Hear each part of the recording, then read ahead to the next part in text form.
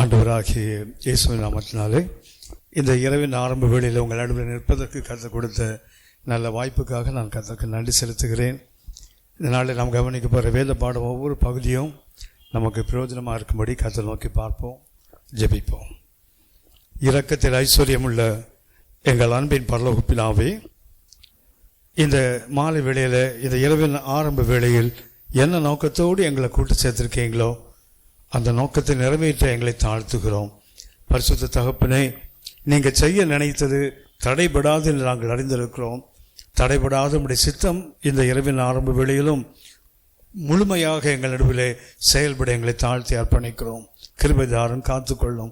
இந்த நாளிலே நாங்கள் எவைகளை கற்றுக்கொள்ள வேண்டுமோ, எவைகளை பெற்றுக்கொள்ள வேண்டுமோ அவைகளை முழுமையாக கற்றுக்கொள்ளவும் பெற்றுக்கொள்ளவும் தேவரே எங்களுக்கு கிருபை பாராட்டுவீராக. எங்கள் ஆண்டவர் இயேசுவின் மூலம் பிதாவே, ஆமென், ஆமென். வெளிப்படுத்தின விசேஷம் என்பது நாம் கவனித்திருக்கிறோம். இது ஒரு தீர்க்க தரிசன புஸ்தகம். வெளிப்படுத்தின விசேஷம் ஒரு தீர்க்க தரிசன புஸ்தகம். ஆனால் தீர்க்க தரிசனத்துக்கு எப்போ வேல்யூ, எப்போ அதுக்கு மதிப்பு என்றால் ஆழ்த்தத்துவம் இருந்தால்தான் தீர்க்க தரிசனத்துக்கு மதிப்பு. அதாவது ஒரு பர்சன் இல்லாமல் ப்ராஃபஸி செயல்படாது.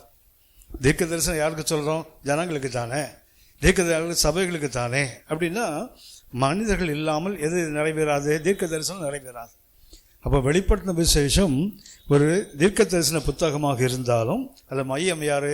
ஆண்டவராகி இயேசு என்று கவனித்தோம். இந்த வெளிப்படுத்தின விசேஷத்தை நாம் 5 பகுதியாக பிரித்திருக்கிறோம். 1, 2, 3 அதிகாரங்கள். அதில் நாம் பார்த்தது என்ன சொன்னால், ஆண்டவர் இயேசு தன் சபைக்கு ஊழியம் செய்கிறவர். இன்னும் சொல்லப்போனால் அவர் யார்? ஆசாரிய அரசன். அது பிரீஸ்ட் கிங். இயேசு பற்றி நாம் முதல் 3 அதிகாரங்களில் கற்றுக்கொள்வது என்னவென்றால், இவர் யார்? ஒரு ஆசாரியன், அதே நேரத்தில் அரசனும் கூட. இரண்டாவதாக 4, 5 வசனங்கள் நாம் வாசித்தோம். இவர் ஆராதிக்கப்பட வேண்டிய அரசன், அடோரபிள் கிங் என்று கவனித்தோம்.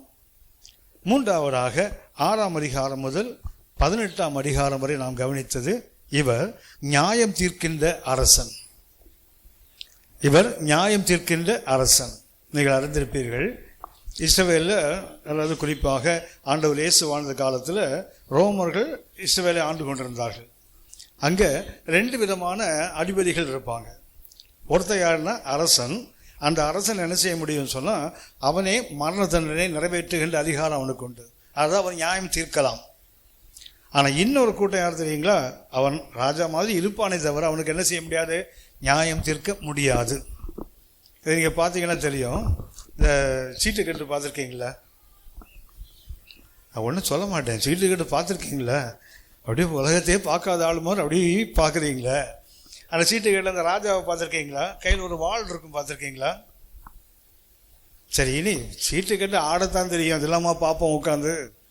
அதில் பார்த்து ராஜா கையில் ஒரு சோடு இருக்கு, தெரியுங்களா? அதுக்கு அர்த்தம் என்னன்னா, அவன் நியாயம் தீர்க்க அதிகாரம் உள்ளவன் என்று அர்த்தம்.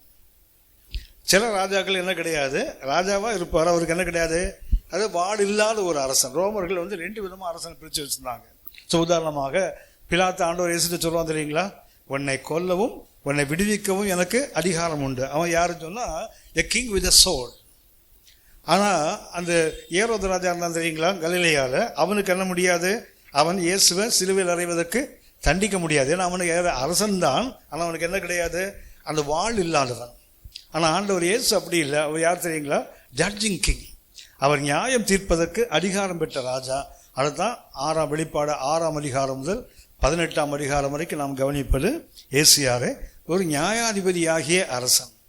அடுத்தது 19ஆம் அதிகாரத்தை நாம் கவனித்தோம். இவர் வெற்றி பெறுகின்ற ஒரு அரசன், கான்குவரிங் கிங் என்று கவனிக்கிறோம். 19ஆம் அதிகாரத்தில் யாரு? வெற்றி பெறுகின்ற ஒரு அரசன். அடுத்தது 20 முதல் 22 வரை உள்ள அந்த அதிகாரத்தை நாம் கவனித்தது, இவர் ஆளுகின்ற அரசன், ரெய்னிங் கிங். அப்படியானால் வெளிப்படுத்தின விசேஷத்தை ஒரு பக்கத்தில் சபை என்று பார்க்கலாம், இன்னொரு பக்கத்தில் இயேசு என்று பார்க்கலாம். இப்படிதான் தெரியுமே, தலையில்லாமல் சபை, சரீரம் இல்லை. அப்படின்னா சபை என்றால் கூட யார் இருக்கணும்? இயேசு இருந்தால் தான் சபைக்கு மதிப்பு, இல்லைன்னா அது மதிப்பு இல்லையே. ஸோ நம்ம இதை 5 கருத்துக்களை அந்த வெளிப்பாடு 22 அதிகாரத்தை 5ஆக பிரித்திருக்கிறோம். சரியா? 1, 2, 3 ஒரு பகுதி, அடுத்தது 4-5 அடுத்த பகுதி, 6 முதல் 18 வரை 3வது பகுதி, 19ஆம் அதிகாரம் 4வது பகுதி, 20 முதல் 22 வரைக்கும் 5வது பகுதி. இதை நம்ம என்ன பார்க்குறோம்னா, ஒரு அரசனை குறித்து நாம் பார்க்கிறோம். அந்த அரசனுடைய தன்மைகளை குறித்து பார்க்கிறோம். அதில் நான் இப்போ கவனிச்சுட்டு இருக்கிறது 1, 2 அந்த 3 அதிகாரங்கள். யார் இவர்? மினிஸ்ட்ரிங் கிங் என்று கவனிக்கிறோம். அது இவர் யார்? ஊழியம் செய்கின்ற ஒரு அரசன். வழக்கமாக உங்களுக்கு தெரியும், ஒரு அரசன் என்றால், ஒரு அதிகாரி என்றால் அவன் என்ன செய்யக்கூடாது? வேலை செய்யக்கூடாது, ஆனால் வேலை செய்ய வைக்கணும். அவன் யார் கிடையாது? he is not supposed to work, but he has to get the work done. அவன் வேலை செய்யக்கூடாது, ஆனால் என்ன செய்யணும்? ஒரு அதிகாரியாக இருக்கிறவன் ஓடி போய் அவனே வேலை செய்தாலும் யாரும் மதிக்க மாட்டான். சாதாரண பாருங்களேன், சபையில் ஒரு பாஸ்டர் இருந்தார்னு வச்சிங்களேன், அவரே ஓடி ஓடி போய் எல்லா வேலையும் செய்தாலும் மதிக்க மாட்டான். என்ன பண்ணோம்? சோதரேன் சோதரேன் சோதரே அட எடு பிரதர், அப்போதான் ஒரு பாஸ்டர். இல்லைன்னா அவர் யாரு கிடையாது, வெறும் பேஸ்டர், அவ்வளவுதான். போஸ்டில் ஒட்டுற மாதிரி தான் ஆயிடுவார் அவர். அப்படின்னா உலகத்தின் அதிகாரத்துக்கு என்ன அப்படின்னா, அவன் வேலை செய்யக்கூடாது, ஆனால் வேலை செய்ய வைக்கணும். ஆனால் வேதம் சொல்லுகின்ற தலைமைத்துவம் அப்படி இல்லை. நீங்கள் எல்லாருக்கும் தலைவனாக இருக்கணும்னா எல்லாருக்கும் என்னவா மாறு? ஊழியக்காரனாக மாறு. அப்படின்னா உலகம் கற்றுக் கொடுக்கிற அந்த தலைமைத்துவம் வேற, வேதம் கற்றுக் கொடுக்கிற தலைமைத்துவம் வேற. ஆனால் தான் சொல்ல, புறஜாதிகளுக்கு அதிகாரிகள் எனப்பட்டவர்கள் இருமாப்பாய் அவர்களை ஆளுகிறார்கள். உங்களுக்குள்ளே அப்படி இருக்கக்கூடாது. அதை செயல் வடிவத்தில் ஆண்டவர் இயேசு காட்டுகிறார். 1, 2, 3 அதிகாரங்கள்ல இஸ் a ministering king. அவர் யாரு? ஒரு அரசன் தான். ஆனால் எப்படிப்பட்ட அரசன்? அவர் செயல்படுகின்ற அல்லது ஊழியம் செய்கின்ற ஒரு அரசன். நான் 1ஆம் அதிகாரத்தை கவனிச்சிட்டோம். அந்த 20 வசனங்கள்ல ஆண்டவர் இயேசுவை பற்றி நாம 7 கருத்துக்களை கடந்த முறை கவனித்தோம். சரியா? இயேசுவை பற்றி 1ஆம் அதிகாரத்தில் நாம் 7 உதாரணமாக 1ஆம் வசனம் அபவுட் கிரைஸ்ட் தான். 1ஆம் அதிகாரம் முழுவதும் அந்த 20 வசனங்கள் நாம் கவனிப்பது என்ன?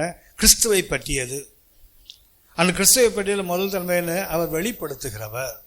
1ஆம் வசனத்தில் உள்ள கருத்து என்ன? அவர் வெளிப்படுத்துகிறவர். வெளிப்படுத்துகிறவர்னா மற்ற தீர்க்கதரிசிகளுக்கும் மற்ற தேவ மனிதர்களுக்கும் இயேசுவுக்குள்ள வித்தியாசம் என்ன அப்படின்னா, மற்ற தேவ மனிதர்கள் கர்த்தரிலிருந்து வாங்குவாங்க, அவங்களால அப்படியே திருப்பி கொடுக்க முடியாது. அவங்களுக்கு என்ன முடியாது? மோசேயா இருந்தால் கூட கர்த்தரை முகமாவே பார்த்த நண்பன் தான். ஆனாலும் ஆண்டவர் சொன்னது என்ன செய்ய முடியாது? அவர் அப்படியே ரீப்ரொடியூஸ் பண்ண முடியாது. ஆனால் இயேசு அப்படி இல்லை. என் பிதாவிடத்தில் நான் எதை கேட்டனோ அதை அப்படியே உங்களுக்கு சொல்லிட்டேன். ஏன்னா இயேசு என்ன கிடையாது? கூட்டலும் கிடையாது, கழித்தலும் கிடையாது. அவர்கிட்ட என்ன கேட்டாரோ என்ன பார்த்தாரோ அப்படியே சொல்லுகிறவர். ஆனால் தான் அவர் சபைக்கு எப்படி வெளிப்படுகிறார், எப்படி ஊழியம் செய்கிறார்? முதல்ல வெளிப்படுத்துகிறவராக. 2ஆவதாக நம்ம கவனித்தோம், அவர் ஆசீர்வதிக்கிறவர் என்று கவனித்தோம். ஆண்டவர் இயேசு தன்மை என்ன? வெளிப்படுத்தும் விசேஷம் 1ஆம் அதிகாரம் 1ஆம் வசனத்தில் இயேசு யாரு? வெளிப்படுத்துகிறவர், எதையும் கூட்டாமல் குறைக்காமல் அப்படியே. உங்களுக்கு தெரியும் நினைக்கிறேன், ஆதி ஆகமத்தில் பாவம் எப்போ நுழைஞ்சது தெரியுங்களா? ஆதி ஆகமத்தில் பாவம் எப்போ நுழைஞ்சது? 3ஆம் அதிகாரம் தொடக்கத்தில் கர்த்தர் சொன்னதோடு கூட்டின போது தான். அவன் கேட்டான், எல்லா விருட்சிகத்தின் கனிகளையும் சாப்பிடக்கூடாதுன்னு கர்த்தர் சொன்னதுண்டோ? உடனே சொன்னாங்க, எல்லாத்தையும் சாப்பிடலாம், இதை மாத்திரம் நாங்கள் என்ன செய்யக்கூடாது? சாப்பிடவும் கூடாது. உன்னை யாரு சொன்னாங்க தொடக்கூடாதுன்னு சொன்னார் ஆண்டவர்? ஸோ ஆரம்பமே அந்த அடிஷன் தான். கர்த்தருடைய வார்த்தையோடு உன்னை சேர்த்தான். அதே போல் வெளிப்பாடு 22ஆம் அதிகாரம் கடைசி பகுதியை பார்த்தீங்கன்னா, இந்த தீர்க்க தரிசன புஸ்தகத்தோடு ஒருவன் ஒன்றை கூட்டினால் ஒன்றை குறைத்தால். அப்படின்னா வேதம் தொடங்கும் போது எங்கே தொடங்குது தெரியுங்களா? மனித குலத்தின் வீழ்ச்சி எங்கே ஆரம்பிக்குது? கூட்டும் போது தான். அதே போல் கர்த்தருடைய வசனத்தை ஒன்றை கூட்டினா என்ன ஆகும்? கடைசியில் தேவனுடைய கோபாக்கினைக்குத்தான் ஏதுவாகும். ஆகவே இயேசு யார் அப்படின்னா, ஒன்று அவர் வெளிப்படுத்துகிறவர். எந்த கூட்டலும் குறைத்தலும் அவர்கிட்ட கிடையாது. பிதா என்ன சொன்னாரோ அப்படியே சொல்றார், அவ்வளவுதான். 2ஆவது அவர் யார்? 3ஆம் வசனத்தில் வாசிக்கிறோம். அவர் யாரு? ஆசீர்வதிக்கிறவர். அவர் யாரு? ஆசீர்வதிக்கிறவர் என்று கவனித்தோம். அதாவது ஏதாவது ஒன்றை தேடி கண்டுபிடிச்சு ஆசீர்வதிப்பார். அதான் இயேசுவோட தன்மை. உலகத்து மனிதர்கள் தேடி துருவி பார்ப்பான். எதுக்கு பார்ப்பான் தெரியுங்களா? அவனுக்கு ஆசீர்வாதம் கொடுக்காம இருக்கிறதுக்கு. உங்களுக்கு தெரியும், முன்னாடியெல்லாம் ஒரு இன்டர்வியூக்கு போனால் அவங்களுக்கு இன்டர்வியூக்கு வந்திருக்கிறவங்களுக்கு ஒரு பேனல் இருக்காங்கன்னு வச்சிங்களேன், ஒரு 4-5 ஜட்ஜஸ் இருப்பாங்க. ஒருத்தன் போய் முன்னாடி எப்படி நிற்பான்? உங்கள் முன்னாடி நான் நிற்கிறேன்ல, அது மாதிரி. சரியா? இப்போ நீங்கள்லாம் பேனல் டைரக்டர்ஸ், நான் உங்கள் முன்னாடி எப்படியும் நிற்கிற ஆள். சரியா? அப்படி தான் உட்காந்துருக்கீங்க. என்ன தெரியுங்களா, ஒரு பேனல் அப்படி இருப்பாங்க, முன்னாடி இருப்பான் தெரியுங்களா. முன்னாடி எப்படின்னா அவனுக்குள்ள என்னென்ன விஷயம் இருக்குது அதை கொண்டு வருவதற்கு கேள்வி கேட்பாங்க. இப்பெல்லாம் அவங்களுடைய என்ன சரக்கு இல்லைன்னு கண்டுபிடிக்கிறதுக்கு கேள்வி கேட்கறான். அதுதான் அன்றைக்கு இன்றைக்குள்ள வித்தியாசம். உலகம் என்ன பண்ணும் தெரியுங்களா, ஒருவனுக்கு ஒரு ஆசீர்வாதம் கொடுக்கணும்னா அவனுக்கு கொடுக்காம இருக்கிறதுக்கு அவன்கிட்ட ஏதாவது ஓட்டம் இருக்குதான் தேடும். ஆனால் ஆண்டவர் இயேசு எப்படிப்பட்டவர் தெரியுங்களா, தேடி தேடி பார்க்கிறார். ஏதாவது குட்டியோன்னு ஒன்று கிடைச்சா கூட அதை வச்சு ஆசீர்வச்சிடுறார். இந்த 3ஆம் வசனத்தை வாசிங்களேன். வெளிப்பாடு 1:3, வெளிப்பாடு 1:3 இருக்குது. அது மிக இருங்க, வெளிப்பாடு 1:3 வசனம் இருக்குது.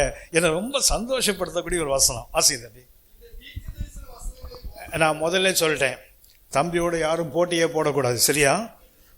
ரைட் தம்பி, வாசிக்கிறதே. இந்த தீர்க்க தரிசன புஸ்தகத்தை வாசிக்கிறவன் கேட்கிறவன் பாக்கியவான். யாரு கை கொண்டால் பாக்கியவான்னா நியாயம். ஆனால் 22ஆம் அதிகாரம் 7ஆம் வசனத்தை, வெளிப்பாடு 27 பார்த்தீங்கன்னா இந்த தீர்க்க புஸ்தகத்தை கை கொள்ளுகிறவன் பாக்கியவான் இருக்கும். தீர்க்க தரிசனத்தை கை கொண்டால் பாக்கியவான். ஆனா இயேசு முதல்ல என்ன சொல்றாரு தெரியுங்களா, நீ கேட்டாலே பாக்கியவான் தான். மற்றவன் கேட்கிற மாதிரி நீ வாசித்தாலே பாக்கியவான். அதுக்கு அர்த்தம் என்ன தெரியுங்களா, God is seeking something to bless his church. அவர் தமது சபையை ஆசீர்வதிப்பதற்கு தேடுறாரு. ஏதாவது ஒரு சின்ன காரணம் கிடைக்காதா? அதுதான் இயேசுவோட தன்மை. இயேசு எப்படி சபைக்கு மினிஸ்டர் பண்றாரு தெரியுங்களா, ஒன்று அவர் அப்படியே வெளிப்படுத்துகிறார். ரெண்டாவது என்ன பண்ணா தெரியுங்களா, ஒரு சின்ன காரணம் கிடைத்தால் போதும், அதை பயன்படுத்தி என்ன செய்வாரு, ஆசீர்வதிப்பார். கர்த்தரோட ஒரு பெரிய தன்மை அதுதான். பைபிளில் பார்த்தீங்கன்னா நிறைய உதாரணங்களை சொல்ல முடியும். ஒரு ராஜா, ஒரு இஸ்ரவேல் ராஜா என்ன பண்றான், கூட 2 ராஜாக்களை கூட்டி யுத்தத்துக்கு போறான். 2 ராஜாக்கள் 3ஆம் அதிகாரத்தில் யுத்தத்துக்கு போகும்போது அங்கே தண்ணீர் கிடைக்காது. தண்ணீர் இல்லாத என்ன பண்றான், மிருக ஜீவன்களும் சாகிற நிலைமையில அவன் சொல்றான், இங்கேதான் எலிசா இருக்கிறாரு, நம்ம போவோம். போன உடனே எலிசா என்ன பண்ணுவார் தெரியுங்களா, ராஜாவே, யாரு இஸ்ரவேல் ராஜா போய் சொல்றாரு, அந்த யோசபாத் மாத்திரம் வராம இருந்திருந்தான்னா நான் உன் முகத்தை பார்க்கவும் மாட்டேன், உன்னோட பேசவும் மாட்டேன். கவனிங்க என்ன சொல்றான் பாருங்களேன். யார் நிற்கிறான், இஸ்ரவேல் ராஜா நிற்கிறான், யூதாவின் ராஜா நிற்கிறான், ஏதோமின் ராஜா, 3 பேர் ராஜாக்கள் நிற்கிறாங்க. அவன் என்ன சொல்றான் தெரியுங்களா, அந்த யோசபாத்தை பார்த்ததா மாத்திரம்தான் உங்களோட பெயரில் பேச மாட்டேன். அப்படின்னா யோசபாத் ரொம்ப யோகியனான்னு பார்த்தீங்கன்னா அவர் யோகியன் அல்ல. அவர் வாழ்க்கையில் நிறைய வீழ்ச்சிகள் இருக்குது. இன்னும் சொல்ல போனா யாரோடு சேர்ந்து யுத்தம் பண்ணக்கூடாதோ அவனோடு யுத்தம் பண்ண வந்திருக்கிறான்.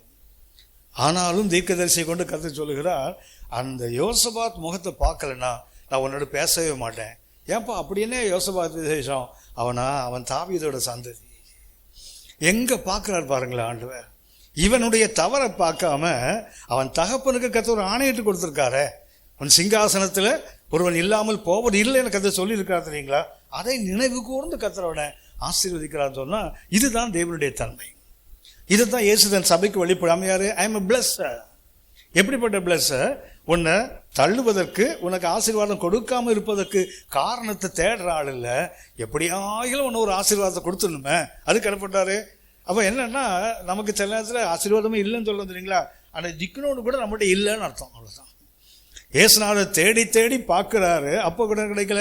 ஒரு சின்ன காரணம் கூட நம்மகிட்ட கிடைக்கல. அதனால தான் நமக்கு ஒருவேளை குறைவாக இருந்தால் அதுதான் காரணமா இருக்குமே தவிர கர்த்தர் காரணம் அல்ல. சரி, 3ஆவதாக நாம் கடந்த முறை கவனித்தோம், இயேசு பற்றி வாழ்த்துகிறவர். 4, 5, 6 அந்த 3 வசனங்கள்ல நாம் என்ன வாசித்தோம், அவர் வாழ்த்துகிறவர் என்று நாம் வாசித்தோம். என்ன செய்வாரா அவரு, 6ஆம் வசனத்துல வாசித்தோம், he loved us. நம்ம வாழ்த்து என்ன பண்ணாரா, அவர் நம்மை அன்பு கூர்ந்தார். அது அன்பு கூர்ந்தார் என்ன பண்ணாரு, ஜீவனை கொடுத்தார். அடுத்தது என்ன, washed us, நம்மை கழுவினார். என்ன செய்தாரு, அவர் ரத்தத்தை சிந்தினார். ரத்தத்தை சிந்தி கழுவினது மாத்திரமல்ல, ரத்தத்தை சிந்தி நமக்கு என்ன பண்ணாரா, மீட்கும் பொருளை கொடுத்தார், ransom. அடுத்தது ஒன்று கவனித்தோம், இயேசு என்ன செய்தார், 6ஆம் வசனத்துல he made us, நம்மை ஆக்கினார்.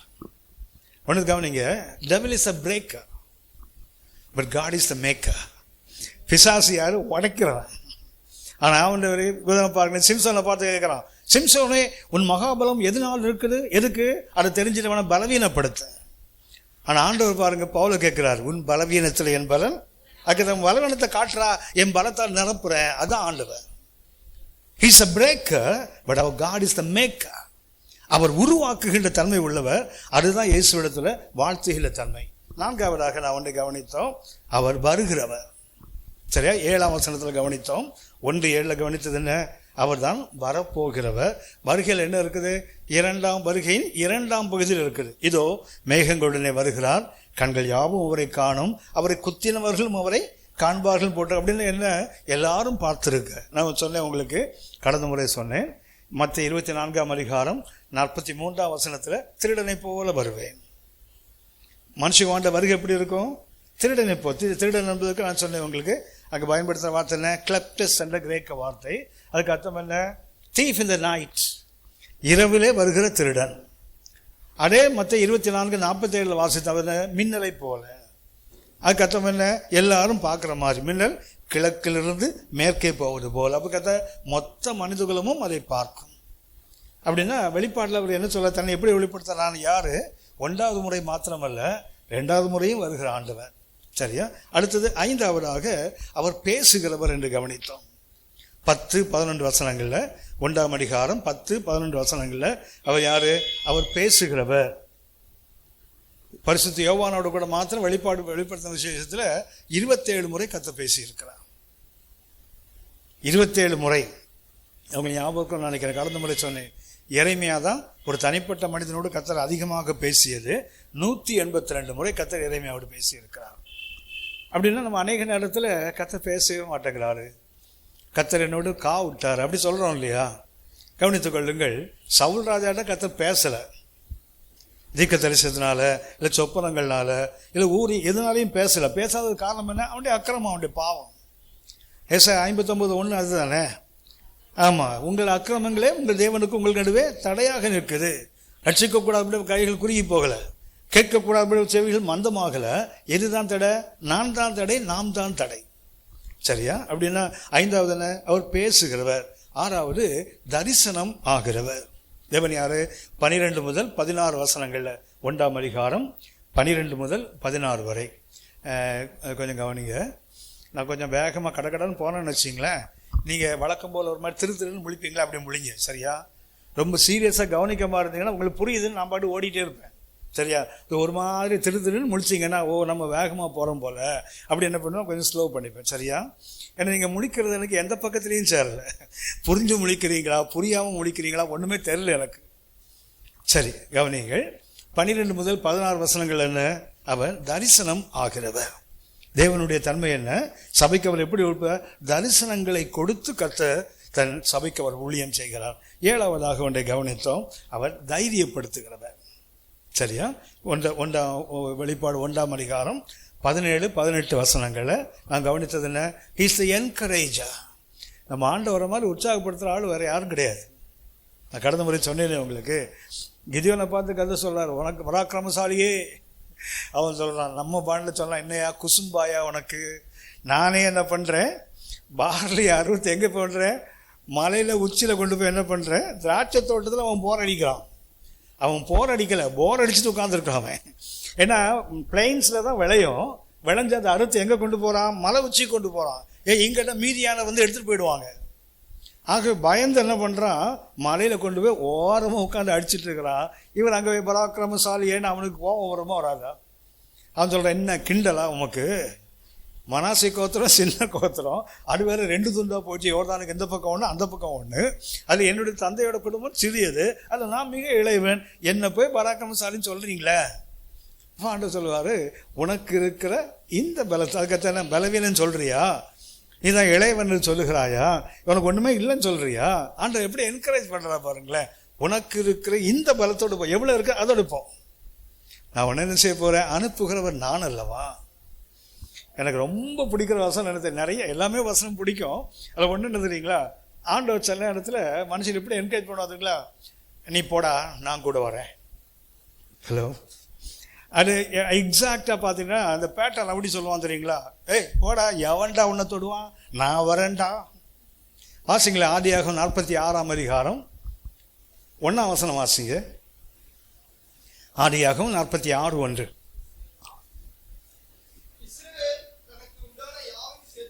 அதாவது எகிப்துக்கு அவனுக்கு ஒரு பெரிய அழைப்பு வந்து விட்டது. கேரவன்லாம் வந்திருக்குது, வண்டியெல்லாம் வந்திருக்குது, பிள்ளைகள் குடும்பம் எல்லாத்தையும் கூட்டு போகிறதுக்கு எல்லாம் வந்திருக்கு. வழியில் சாப்பாடு வரை கட்டி அனுப்பியிருக்கான் பார்வோன். இத்தனையும் வந்தபோது யாக்கோபு என்ன பண்ணுறாரு தெரியுங்களா? இஸ்ரவேல் திரும்ப வாசிக்க தம்பி. சேர்த்துக்கொண்டு அவர் எங்கே போகணும்? எகிப்துக்கு போகணும். ஆனால் எங்கே போகிறாரு? பெயர்சபாவுக்கு போய், எதுக்கு? தாத்தா ஆபிரகாம் வாழ்ந்த ஊர், அங்கே போய் என்ன சொன்ன? கர்த்தருக்கு பலி செலுத்த வேண்டும், அதுக்காக போகிறார்.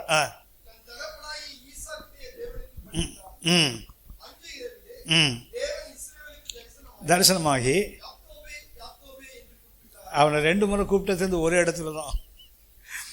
எங்களுக்கு ஞாபகம் இருக்கும்னு நினைக்கிறேன். 10 பேரை கர்த்தர் 2 முறை கூப்பிட்டுருப்பார். அதில் ஒருத்தர் யார்? யாக்கோபு.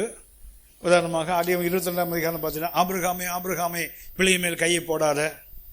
அதுபோல் சீமோனே சீமோனே, மார்த்தாளே மார்த்தாளே. பார்த்தீங்கன்னா இப்படி நிறைய என் தேவனே என் தேவனே, எருசலேமே எருசலேமே, இப்படி நிறைய இருக்குது. பார்த்தீங்களா? அதில் ஒன்று என்னென்னா யாக்கோபே யாக்கோபே. இந்த யாக்கோபு என்ன பண்ணுறாரு பாருங்க, வாசிங்க 2ஆம் வசனம்.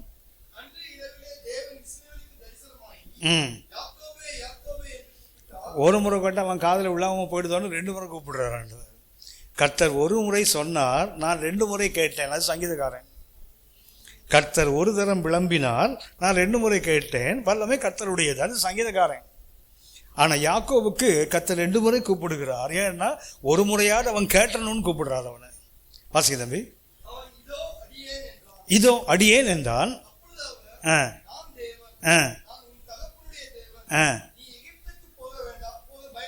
அப்படின்னா என்ன பண்றா தெரியுங்களா? பலியெல்லாம் செலுத்திட்டு உட்கார்ந்துருக்கான். எதுக்கு? ஆண்டவர் வந்துட்டு நீ எகிப்துக்கு போக வேணாம்னு சொல்லுவாரோன்னு தேடிட்டு உட்கார்ந்துருக்கான். பயப்படுகிறான் எகிப்துக்கு போறதுக்கு. 4ஆம் வசனம் வாசிங்க. கவனிச்சிங்களா? நீ பயப்படாதுன்னு சொன்னா பரவாயில்ல. என்ன சொல்ல தெரியுங்களா? நான் உங்கூட வருவேன். நான் முதல்ல இந்த வசனத்தை எனக்கு ஆண்டவர் சொன்ன போது, என்னை உள்ளத்தில் தொட்ட போது எனக்கு வந்த உற்சாகத்தை அளவே கிடையாது. எவன் வந்தா எவன் வராமல் போனான் ஐயா. ஆண்டவர் சொல்றாரு, நான் உங்கூட வருவேன். யார் சொல்லுவாங்க இப்படி? நான் உன் கூட. அதான் is the encourager, is the real encourager. ஒரு மெய்யான பலப்படுத்துகின்ற தைரியப்படுத்துகின்ற நம்ம ஆண்டவர் மாதிரி வேற யாருமே கிடையாது. அப்படின்னா இந்த 1ஆம் அதிகாரத்தில் நம்ம பார்ப்பது 2ஆம் வசனம் வரைக்கும் பார்த்தீங்கன்னா, இட்ஸ் அபவுட் கிரைஸ்ட், கிறிஸ்துவை பற்றிய 7 கருத்துக்கள். அதுக்கப்புறம் கவனித்தோம் 19ஆம் அதிகாரம் 20ஆம் இண்டெக்ஸ் ஆஃப் ரெவலேஷன், வெளிப்படுத்த விசேஷத்தினுடைய பொருளடக்கம் என்ன இருக்கணும்?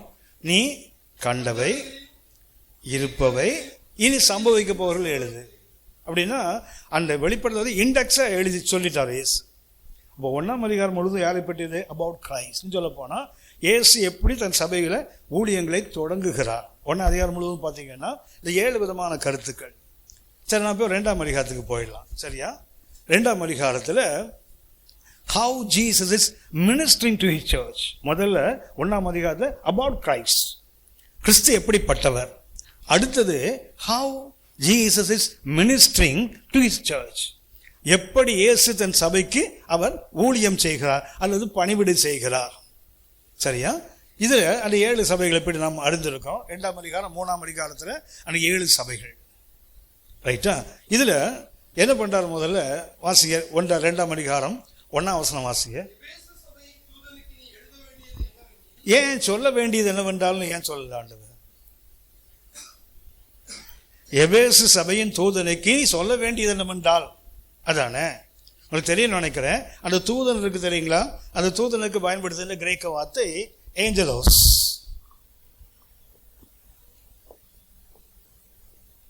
அந்த தூதன் தமிழ் இருக்குது. அந்த தூதனுக்கு பயன்படுத்துகின்ற கிரேக்க வார்த்தை ஏஞ்சலோஸ். ஏஞ்சலோஸ் மெசஞ்சர், தூதன், அவ்வளவுதான். அந்த ஏஞ்சலோஸ் கிரீக் வார்த்தைக்கு எங்க அர்த்தம் என்ன? மெசஞ்சர், அவ்வளவுதான். ஒரு செய்தியாளன். செய்தியாளருக்கு சொன்னா போடுமே, ஏன் எழுதி கொடுக்கணும்?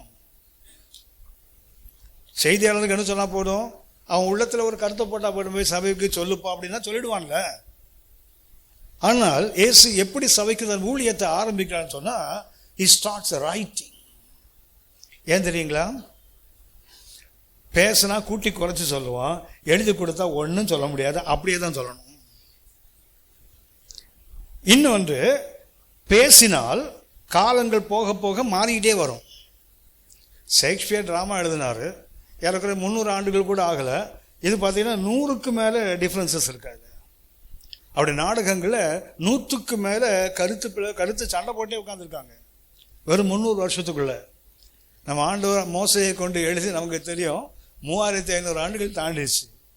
இன்னும் வித்தியாசம் இல்லை. காரணம் என்ன தெரியுங்களா? இட் வாஸ் ரிட்டன், அது எழுதி கொடுக்கப்பட்டது. அதனால என்ன தெரியுங்களா, வாய் வழியாக வர வர என்ன ஆகும்னா மாறிக்கிட்டே வரும். அது அந்தந்த காலத்துக்கு ஏற்றா போல அந்தந்த சமயத்துக்கு ஏதோ மாறிக்கிட்டே வரும். சந்தர்ப்பங்கள் மாறும்போது அப்படி சொல்லலை இப்படி தான் சொன்னான்னு சொல்ல, நீ சரியாக கேட்கலடா இப்படி தான் சொன்னார். யோசித்து பாருங்களேன், இயேசுவோடு பிதா பேசுகிறார். இவனை என்ன சொன்னா தெரியுங்களா, தூதன் பேசுகிறான். நாம் பார்க்கலாம், இயேசுவோடு பிதா பேசுகிறார். உம்மை மகிமைப்படுத்தினேன் இன்னும் மகிமை சொல்லுறாரு. என்ன சொன்னா தெரியுங்களா, அப்படி தேவதூதன் பேசலான்றான். ஒருத்தன் சொல்றான் இடி முழக்கம்ன்றான். அப்படின்னா பேசினால் த அரைஸ் டிஃபரன்ஸ் ஆஃப் ஒப்பீனியன், மாற்று கருத்துக்களுக்கு நிறைய வாய்ப்பு இருக்கு. ஆகவே இயேசு என்ன பண்றா தெரியுங்களா, வம்பே வேண்டாம், அவங்கள்ட்ட என்ன பண்ண எழுதி கொடுத்துருக்கு. 1ஆம் அதிகாரம் 11ஆம் வசனம் வாசிங்க. Revelation 1:11. வெளிப்பாடு 1ஆம் அதிகாரம் 11ஆம் வசனம். ஆவியானவர் சபைகளுக்கு சொல்லுவதை காடுள்ளவன் அப்படின்னு முதல்ல என்ன சொல்லிட்டாரு? 1:11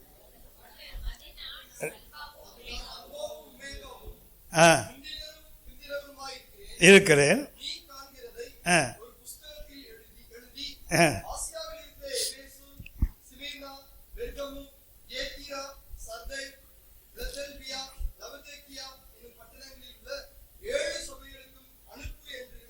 என்ன செய்ய சொல்றார் இயேசு?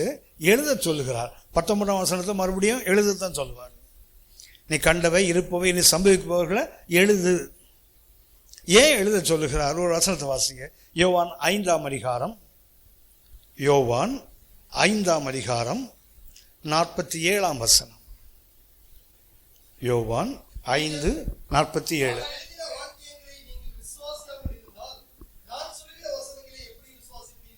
திரும்ப வாசிக்கிறவே. அவன் எழுதின வாக்கியங்களை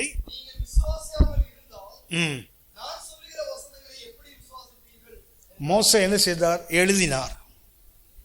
மோசே எழுதினார். அதுக்கு கிரேக்க வார்த்தை கிராமா.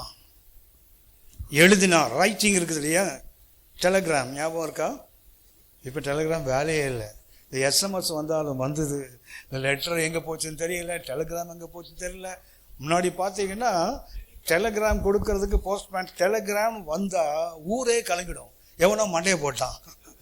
டெலகிராம்னா ஒன்று அவ்வளோதான், எவனோ போய் சேர்ந்துட்டாதான் அர்த்தம்.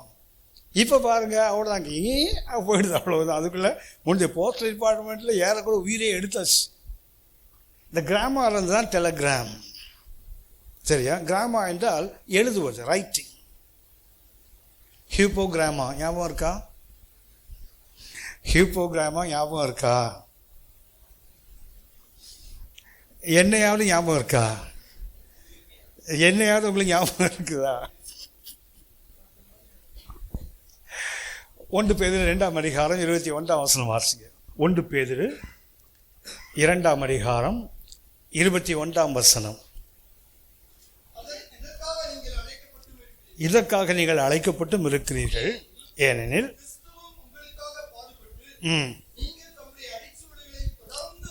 நீங்கள் அவருடைய அடிச்சுவடுகளை தொடர்ந்து வரும்படி.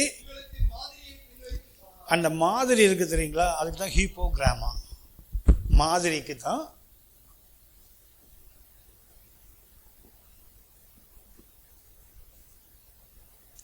ஹியூப்போ என்றால் ஆங்கிலத்தில் அண்டர், கீழே. கிராமா என்றால் ரைட்டிங். ஒரு மாதிரின்னு போட்டிருக்கு இல்லையா, அந்த மாதிரிக்கு பயன்படுத்த கிரேக்க வார்த்தை ஹியூப்போகிராமா.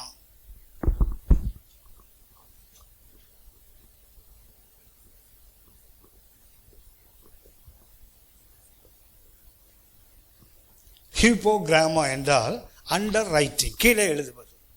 ஆண்டவர் இயேசு நமக்கு ஒரு அடிச்சுவடு என்ன பண்ணாராம், மாதிரியாக வைத்து போனான்னு போட்டிருக்கு இல்லையா. ஆக்சுவலாக மாதிரி அல்ல, இயேசு என்ன பண்ணாராம், கீழே எழுதிட்டு போயிட்டாராம். இப்போ நம்ம என்ன செய்தா போடும், அதுக்கு மேலே கையை வச்சு இப்படி. இந்த பிள்ளைங்களை பார்த்தீங்கன்னா முன்னாடிலாம் குழந்தைங்களுக்கு கல்வியை தொடங்கும் போது பார்த்தீங்கன்னா நெல்லை பரப்பி வச்சுருவாங்க. அதில் குழந்தை கையை பிடிச்சி விரல் அப்படியே அப்படி எழுதுவாங்க. சரியா? இப்போல்லாம் என்ன பண்ணுறது தெரியுங்களா? நெல்லையும் காணலை. இப்போ அரிசியை பார்த்தீங்கன்னா 25 கிலோ மூட்டையில் வந்துட்டு இருக்குது. பொண்ணு கொஞ்ச நாள் போனீங்கன்னா 1 கிலோ 1/2 கிலோ பாக்கெட்டில் வரும். அப்படியே வெந்நீரில் முக்கி எடுத்து அப்படியே தின்று அப்படி வரப்போ ஒரு காலம் கிட்ட வந்துட்டு இருக்குது. ரொம்ப சீக்கிரமாக அது வந்துடும். இப்போல்லாம் கிடையாதுலாம். இப்போ என்ன தெரியுங்களா? ஒரு குழந்தைகளுக்கு அந்த ஹேண்ட் ரைட்டிங் கொடுக்க பார்த்துருக்கீங்களா? எப்படி இருக்குன்னு சொன்னால் இப்படி இப்படி இப்படி இருக்கும் பாருங்களேன். இதான் அண்டர் ரைட்டிங், இதான் ஹீப்போகிராமா. குழந்தை என்ன செய்தால் போடும், இப்படியே ஜாயின் பண்ணால் வந்துடும், அவ்வளவுதான். ஏசு என்ன பண்ணிட்டு போயிருக்கிறாரு? ஹீப்போகிராமா. ஏசு என்ன பண்ணியிருக்காரு? அண்டர் ரைட் பண்ணிட்டு போயிட்டாரு. இப்போ நம்ம இன்னும் பண்ண வேண்டாம், ஓவர் ரைட் பண்ணால் போதும். இது என்ன செய்தால் போடும்? புதுசாக நம்ம யாரும் ஆவை கண்டுபிடிக்கவே வேண்டாம். என்ன பண்ணால் போடும்? அதான் சொல்ற, நீங்கள் அவர்கள் அடிச்சுவடுகளை பின்பற்றி வருவதற்கு நமக்கு ஒரு மாதிரி ஹீப்போகிராமா. அப்படின்னா மோசே மூலமாக என்ன சொல்லப்படுறாங்க? வாசிங்க யோவான் 5:47. திரும்ப வாசிங்க. யோவான் 5ஆம் அதிகாரம் 47ஆம் வசனம்.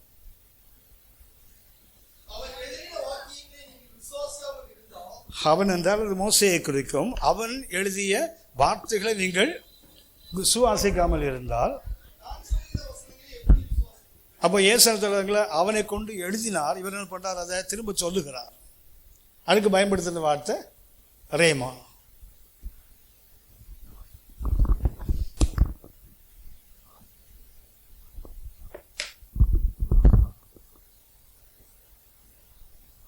ரீமா. ஏசு என்ன சொல்ல? மோசையை கொண்டு எழுதி கொடுத்தார்.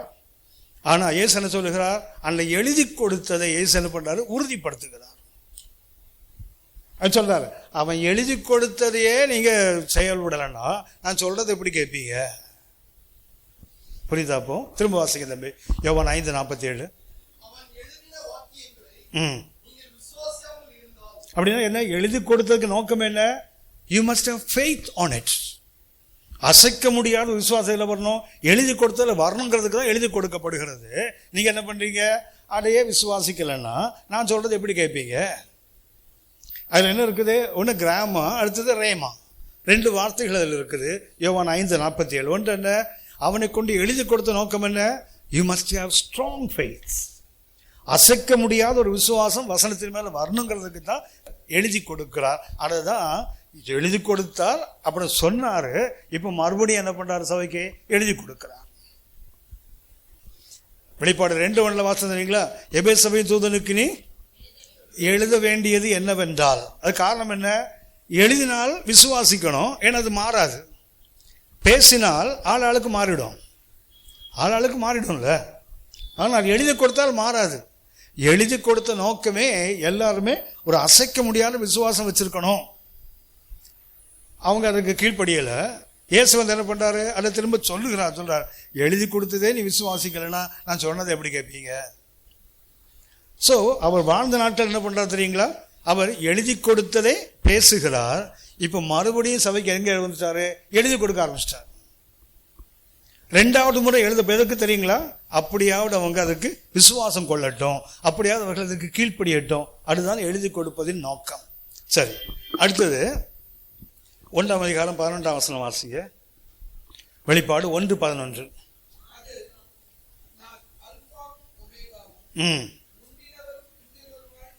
இருக்கிறேன்.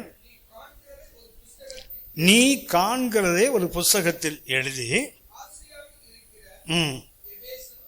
கவனிங்க, ஆண்டவர் என்ன பண்றாரு? ஆசியால நம்ம ஆசியாவில் ஏசியா மைனர், சின்ன ஆசியா. நம்ம இருப்பது ஏசியன் காண்டினென்ட். ஆனால் அது அப்படி இல்லை. அது யூரோப்புக்கு நடுவில் இருக்கக்கூடிய ஒரு ஏசியா மைனர், சின்ன ஆசியான்னு சொல்றாங்க. அந்த சின்ன ஆசியாவில் 7 சபைகள் இருக்குது. அந்த 7 சபைகளுக்கு என்ன பண்றா தெரியுங்களா? 1ஆம் அதிகாரம் 4ஆம் வசனம் வாசிங்க. வெளிப்பாடு 1:4. அது யோவான் எழுத ஆரம்பிக்கிறார். எழும்போது என்ன பண்றா தெரியுங்களா? காமனா எழுதுறாரு 7 சபைகளுக்கும். நான் உங்களுக்கு சொன்னேன், பரிசுத்த பவுல் 7 சபைகளுக்கும் 7 நிருபம் எழுதினார். ஆனா பரிசுத்த யோவான் 7 சபைக்கும் ஒரே நிருபம் எழுதுகிறார். ஒரே நிருபத்தை அவர் எழுதுகிறார். எழுதும்போது என்ன பண்ணதில்லை? காமனா அது ஸ்பெசிஃபிக்கா இந்த சர்ச்ன்னு சொல்லாமல் என்ன பண்றாரு, ஆசியாவில் உள்ள 7 சபைகளுக்கும் எழுதுகிறதாவது. It's a common epistle. ஆனா கர்த்தர் எழுத சொல்லும் போது 1:12 இப்போ வாசிங்க. நான் அல்பாவும் நான் ஆதியும் அந்தவுமா இருக்கிறேன். எழுதி அந்த 7 சபைன்னு சொல்லாம என்ன பண்றாரு, நேம் பண்றாரு பாருங்களேன். 1:4 வாசித்தோம். எப்படி போட்டிருக்குது, ஆசியாவில் 7 சபைகளுக்கும் எழுதினார். இட்ஸ் a common epistle, பொதுவா எல்லாருக்கும். ஆனால் இயேசு அதை எழுத சொல்லும் போது அதான் ரொம்ப முக்கியமாக கவனிக்க வேண்டிய ஒன்று. அப்படின்னா is writing for the search. சொல்லும் என்ன, 19 எழுதலவர். யோவான் சொன்ன மாதிரி என்ன பண்ணாரு, 7 சபைகளுக்கு எழுதுகிறேன்னு எழுத ஆரம்பிச்சாரு. ஆனா இயேசு சொல்றாரு, நீ காண்கிறது என்ன பண்ணு, நான் தான் ஆதி, நான் தான் அந்தம். நீ என்ன பண்ணு, நீ காண்கிறதை ஆசியாவில் உள்ள எபேசு, செமிர்னா, பெர்கமு, தியத்தீரா, சர்தை, பிலடெல்பியா, லவோதிக்கேயா என்ன அப்படின்னா நேம் பண்றாரு பாருங்களேன். ஏன் ஆண்டவர் பேர் சொல்லணும்? யோவான் சொல்லும் போது 1:4 மொத்தமா 7 சபைகளுக்குன்றாரு. ஆனால் ஆண்டவர் இயேசு சொல்லும் போது என்ன பண்றாரு தெரியுங்களா, மிக கவனிக்க வேண்டிய ஒன்று, நான் கவனிக்க வேண்டிய ஒன்று, நாம் ஒவ்வொருவரும் கவனிக்க வேண்டியது. ஏன் ஆண்டவர் அப்படி சொல்றாரு தெரியுங்களா? ஏன் யோவான் அப்படி எழுதினாரு உங்களுக்கு தெரியும்னு நினைக்கிறேன். ட்ரெடிஷனலா இல்ல சர்ச் ஹிஸ்டரி படி பார்த்தா எபேசு சபையினுடைய பிஷப் யாருன்னா ஜான். யோவான் தான் அந்த எபேசு சபையினுடைய கண்காணி. Is the bishop. சரி, இவர் எழுதும் போது என்ன பண்ணா தெரியுங்களா, common to all the 7 churches in Asia Minor. சின்ன ஆசியாவில் 7 சபைகளுக்கு எழுதணும் பொதுவாக எழுதுறாரு. ஆனா ஆண்டவர் சொல்றாரு, இந்த கதைலாம் வேணாம், முதல்ல வான் சபைக்கு எழுதுறான். முதல்ல என்ன பண்ணு, உன் கதையை பாரு. நாம் இன்னைக்கு என்ன பண்ணுவோம் தெரியுங்களா, பொதுவாக நாங்கள் பாவம் செய்தோம், கொஞ்சம் நிறுத்து, நாம் பாவம் செய்தோம் சொல்லு. அடியே மொத்தம் அந்த கோணில கட்டி அடிக்கிறேன்னு சொல்லுவானுங்க. கோணில கட்டி போட்டு சாத்துறது, எங்க அடி விடுன்னு எவனுக்கும் தெரியாது. அதை கொஞ்சம் நிறுத்திட்டு என்ன பண்ணணும், ஸ்பெசிபிக்கா கர்த்தர் சொல்ற வார்த்தை தெரியுங்களா, யோவானே நீ தான் அந்த சபைக்கு பொறுப்பாளி. அந்த சபைக்கு எழுதும் போது என்ன பண்ணு, பொதுவாக எழுதாத, என்ன எழுதுது அந்த சபைக்கு. யோவான் என்ன எழுதினால் பாருங்களேன். வெளிப்பாடு 1ஆம் அதிகாரம் 5ஆம் வசனத்தை வாசிங்க. ஆசியாவில் 7 சபைகளுக்கு எழுதுகிறதாவது,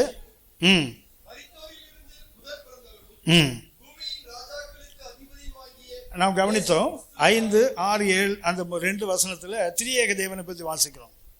பிதாவினால் வருவது, இயேசுவினால் வருவது, ஆவியானவரால் வருவது. இதை மொத்தமாக எழுதுறாரு. 8ஆம் வசனம் வாசிங்க. 8ஆம் வசனம். இருந்தவரும்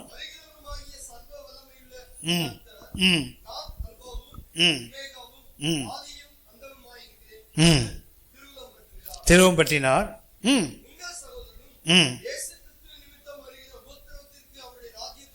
8ஆம் வசனத்தில் ஆமேன் இல்லையா? 8ஆம் வசனத்தில் ஆமேன் இருக்கா? 7ஆம் வசனத்துக்கு ஆமேன். வருகிறார், அவரை காணும்.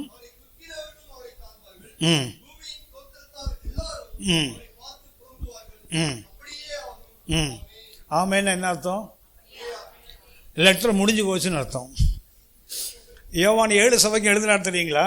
அது என்ன பண்ணிட்டாரு, அது ஒரு காமனா மேலோட்டமா என்ன பண்றாரு, இருந்தவர் இருக்கிறவர் வருகிறவர் அவங்களுக்கு உண்டாரு, நம்ம அன்பு கூர்ந்தார், எல்லாம் சரிதான்.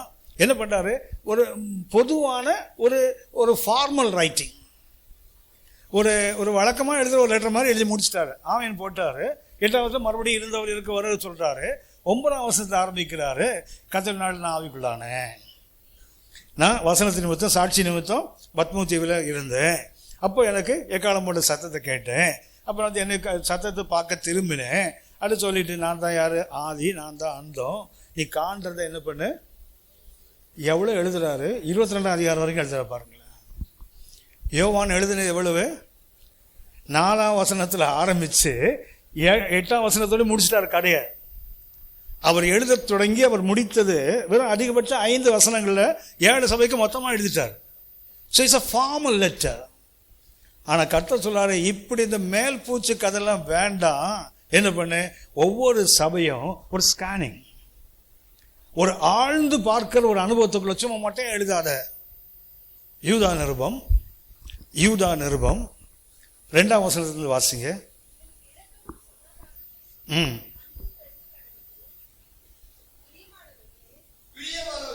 ம் யூதா என்ன பண்றாரு, லெட்டர் எழுதுறதுக்கு என்ன பண்றாரு, பேடெல்லாம் எடுத்து வச்சிட்டாரு, டேபிள் உட்காந்துட்டாரு. என்ன பண்றாரு, பெண்ணெல்லாம் தொட்டு தொட்டு என்ன பண்ணாரு, தங்க பேனாவை தொட்டாரே, எந்த பேனா தொட்டாரு தெரியல, அவரு பேனாவை தொட்டாரு, எழுத ஆரம்பிக்கிறார். எழுதுறாரு, எதை பத்தி, பிரியமானவர்களே, சிலம்பாசி தம்பி,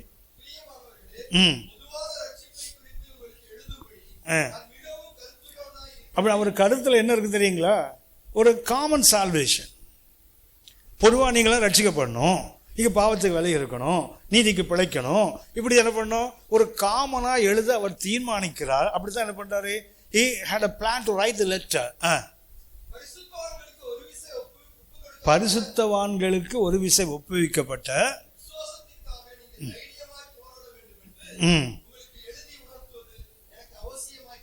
எழுத ஆரம்பிக்கும் போது காமன் சால்வேஷன். ஆனால் எழுத தொடங்கும் போது ஆவியானவர் கழுத்தை பிடிச்சி தள்ளுறாரு. எனக்கு ஒரு விசை ஒப்பு கொடுக்கப்பட்ட விசுவாசத்துக்காக நீங்க போராட வேண்டும் என்று அவனுக்கு எழுதி உணர்த்து. அப்படின்னா வெளிப்படுத்தின விசேஷம் ஆரம்பிக்கும் போது நான் சொன்னேன், இவர் சபைக்கு எப்படி மினிஸ்டர் பண்றாரு, ரைட்டிங் டு த சர்ச், சபைக்கு எழுதுகிறார். எப்படி எழுதுகிறார், ஒரு வழக்கமான காடியலான ஒரு லெட்டர் அல்ல, வழக்கமான சபைகளுக்கு சொல்லுகின்ற ஒரு ஆசீர்வாதம் தான் யோவான் எழுதியது. இன்னும் சொல்ல போனா பொதுவாக எல்லா 7 சபைக்கும் சேர்த்து ஒன்று எழுதிட்டாரு, வெறும் 4-5 வசனங்கள்ல முடிச்சிட்டார் கதையை. ஆனா கர்த்தர் சொல்லுகிறார், நீ பார்க்கறதை திரும்ப எழுது. முதல்ல யாருக்கு எழுது, உன் சபைக்கு எழுது. நீ எந்த சபையில பொறுப்பா இருக்கிறாயோ, நமக்கு இருக்கிறவங்க வித்தியாசமான சபைகள் உள்ளவங்க தான், வெறும் கிறிஸ்டியன் அசம்பிளியில் உள்ளவங்க மாத்திரம் இல்லை, எல்லாருமே இருக்கிறோம். பேசுற நாடு தான் எல்லாருமே வித்தியாசமான அனுபவங்களுக்குள்ள இருக்கிறவங்க தான். ஆனால் ஒன்று மிக முக்கியமாக கவனிக்க வேண்டிய ஒன்று, கர்த்தர் ஒவ்வொருத்தரையும் ஒரு இடத்துல வைத்து பார்க்க ஒரு நோக்கம் உண்டு. இப்போ நான் இருக்கிறேன்னு சொன்னா எங்க சபையினுடைய உத்தரவாதம் என்கிட்டையும் இருக்கு. நான் பாஸ்டர் கிடையாது, நான் ஒரு சாதாரண விசுவாசி தான். சபையில் எனக்கு வர எந்த போர்ட்ஃபோலியோவும் கிடையாது. I am a believer. 32 வருஷம் அந்த சர்ச்சில் விசுவாசியா இருக்கேன், அது ஒன்று தான் எனக்கு தகுதி. ஆனால் எனக்கு ஒரு போர்ட்ஃபோலியோ இருக்கு. என்ன போர்ட்ஃபோலியோ தெரியுங்களா, முதல்ல உன் சபையை சரி பண்ண, அப்புறம் அடுத்தவனுக்கு பார்க்கலாம். முதல்ல உன்னுடைய சபையை பாரு. ஆனால் தான் கருத்து சொல்வார், மந்தையை விட்டு ஓடி போகிற மேய்ப்பனுக்கு ஐயோ. ஏன் தெரியுங்களா, மந்தையை சரிப்படுத்தாம ஊரில் உள்ள மந்தைகள்லாம் ஓடி ஓடி சரிப்படுத்துறாங்களாம். உன்னத பாட்டு 1ஆம் அதிகாரம் 7ஆம் வசனத்தில் பார்த்தீங்கன்னா, என் சகோதரர்களின் நான் கருப்பா இருக்கேன்னு பார்க்காதீங்க, கருப்பா இருந்தாலும் அழகா இருக்கிறேன். நான் ஏன் கருப்பானே, நான் பிறக்கும் போதே கருப்பா பிறக்கல, என்னுடைய தாயின் பிள்ளைகள் என் மேல கோபம் கொண்டு என்னை திராட்சை தோட்டங்களுக்கு காவல்காரிகளாக வைத்தா, நான் என்ன பண்ணேன், தோட்டங்களை ஓடி ஓடி பார்த்ததில் என்ன பண்ணேன், கருத்து போயிட்டேன். அப்படி சொல்லி கடைசி சொல்லுவாங்க, என் தோட்டத்தையோ நான் காக்கவில்லை. ஊரான் தோட்டத்தை ஓடி ஓடி காத்து கருத்து கரிவோடு அடைஞ்சு போயிட்ட, நல்லதுதான். ஆனா உன் தோட்டத்தை நீ காக்கலையே. அடுத்தான் கர்த்தர் சொல்லுகிறார், நீ பொதுவா எழுதாத யோவான், யாரை எழுது, முதல்ல உன் சபைக்கு எழுது. உன்னுடைய சபையில உனக்கு தெரியணும்ல. இன்னைக்கு நமக்கு மற்ற திருச்சபைகள் எல்லா குறையும் நமக்கு தெரியுது, நம்ம இருக்க சபையில குறை தெரியல. மற்ற சபையில ஒரு சின்ன ஒரு மாறுபட்டு ஒரு அடி எடுத்து வச்சா கூட நமக்கு ஒன்று தெரியுது, இப்படி செய்யலாமா, ஒரு சபையில இப்படி பண்ணலாமா, நல்லதுதான். முதல்ல நம்ம சபையை பார்க்கணும்ல, எனக்கு கொடுத்த உத்தரவாதத்தில் நான் உண்மையா இருக்கணும்ல. அதைத்தான் எழுதுகிறவர் என்ன பண்றார், முதல்ல எழுதி கொடுத்தார் மோசையை கொண்டு, அவன் கீழ்ப்படியல. அப்புறம் என்ன பண்ண, ரேமாவாகமா, முதல்ல கிராமா, அப்புறம் ரேமா, அப்புறம் மறுபடியும் என்ன பண்றாரு, மறுபடியும் கிராமாவுக்கு வர்றாரு ஆண்டவர். கிராஃபோ என்ற கிரேக்க வார்த்தை, தூதனுக்கு எழுத வேண்டிய கிராஃபோ, அந்த கிராமால இருந்து கிராஃபோ என்ற வார்த்தை வரும், அது வெர்பா வரும், எழுது. அப்படியானால் ஆண்டவர் வந்து எழுத சொல்லும் போது என்ன சொல்றா தெரியுங்களா, மற்றவங்களுக்கெல்லாம் அப்புறம் எழுதலாம்ப்பா, முதல்ல யாருக்கு எழுது, உன்னுடைய சபையை பாரு, உன்னுடைய ஆவிக்குள் நிலைமையை பாரு, நீ எப்படி ஊழியம் பண்ற, அடைப்பார் என்று தான் கர்த்தர் சுட்டி காட்டுகிறார். லூக்கா 22ஆம் அதிகாரம், லூக்கா 22:32 வாசிங்க. லூக்கா 22ஆம் அதிகாரம் 32ஆம் வசனம். நானும் யாருவ, பரிசுத்த பேதுருவ சாத்தான் என்ன கேட்கிறான், ஆண்டவரே கொஞ்சம் அப்படிங்க தள்ளுங்க ஆளை, என்ன பண்றேன், கோதுமையை சொலகளை புடைக்கிற மாதிரி என்ன பண்றேன், புடைக்காமலே அவன் புடைச்சிட்டு வரான். இதுல புடைச்ச அவன் என்னத்துக்கு ஆவானோ தெரியல. என்ன கேட்கிறான் சாத்தான், அதிக உத்தரவு கேட்கிறான், இதுக்கு பேதுருவை கொடுங்க, கோதுமையை சுழலில் புடைக்கிற மாதிரி புடைத்து விடுகிறேன். ஆண்டவர் சொல்றாரு, நானும் என்றால் அர்த்தம் என்ன? அவன் அப்படி கேட்டான். நான் என்ன சொல்றேன்? நானும் உன் விசுவாசம் ஒழிந்து போகாதபடி உனக்காக வேண்டிக் கொண்டேன். நீ குணப்பட்ட பின்பு அடுத்தவனை திறப்படுறதுக்கு முன்னாடி நாம குணப்படணும்ல. இன்றைக்கு அடுத்தவர்களை திறப்படுத்துவதற்கு நம்மள அநேகர் ஆயத்தமா இருக்கிறோம். ஆனா நம்ம குணப்படுறதுக்கு, நான் குணப்பட்ட பிறகுதான் அடுத்தவனை திறப்படுத்த முடியும். ஆண்டவர் சொன்னார், போடிக்கிறவனை பார்க்காத போதனையை கேளுனாரு. ஆனா இன்னைக்கெல்லாம் அப்படி இல்லை. போடிக்கிறவன் யோகியனான்னு தான் முதல்ல பார்ப்பான். அதுக்கப்புறம் தான் சொன்னதை கேட்பான். இவர் யோகியர், இவருக்கு என்ன தகுதி இருக்குன்னு தான் பார்ப்பான். அப்படியானால் இவர் சபைக்கு எப்படி மினிஸ்டர் பண்ண ஆரம்பிக்கிறாரே, he starts writing again. ஏற்கனவே மோசை கொண்டு எழுதி கொடுத்தார். அப்புறம் அதை கீழ்ப்படியாத போது அவர் சொன்னார், அதுக்கும் கீழ்ப்படியல். என்ன பண்றாரு? Again God started writing. அதுதான் வெளிப்பாடு நாம் கற்றுக்கொள்ள வேண்டும். சபைகளுக்கு எப்படி ஊழியம் பண்றாரு? எத்தனை முறை எழுத வேண்டுமானாலும் அவர் காத்திருக்கிறார். எழுதினால் கேட்கல, பேசினால் கேட்கல, அவர் விட்டுற வேண்டியது தானே. நம்ம ஊரில் சொல்லுவாங்க, சொல்லிப்பார் தள்ளிப்பார் தள்ளிக்கலை, அவ்வளவுதான். சொல்லிப்பாரு, கேட்கல, நாலு உதவிடு. அப்பவும் கேட்கலையா, கழுதை கேடாங்கிட்டு போ. அதுதான் உலகத்தின் இயல்பு. ஆனா ஆண்டவர் அப்படி இல்லை. சபை அப்படி ஒரு ஊழியம் பண்ணல. இது பண்ணா தெரியுங்களா? எழுதி கொடுத்தார், அதுக்கப்புறம் சொல்லுகிறார், அதுக்கப்புறம் என்ன பண்றாரு? கேட்கல, மறுபடியும் என்ன செய்வோம்? திரும்பவும் எழுதுவோம். உங்களுக்கு தெரியும் நினைக்க, அந்த மறுபடியும் என்ற வார்த்தை இதுல மார்க் நட்சத்திரத்தில் திரும்ப திரும்ப வரும். அகைன் என்ற வார்த்தை மார்க் நட்சத்திரம் பார்த்தீங்கன்னா மறுபடியும் இயேசு, மறுபடியும் இயேசு, மறுபடியும். இந்த மறுபடியும் என்ற வார்த்தை எத்தனை பேர் வேண்டுமானாலும் இயேசு திரும்ப திரும்ப வருவார்.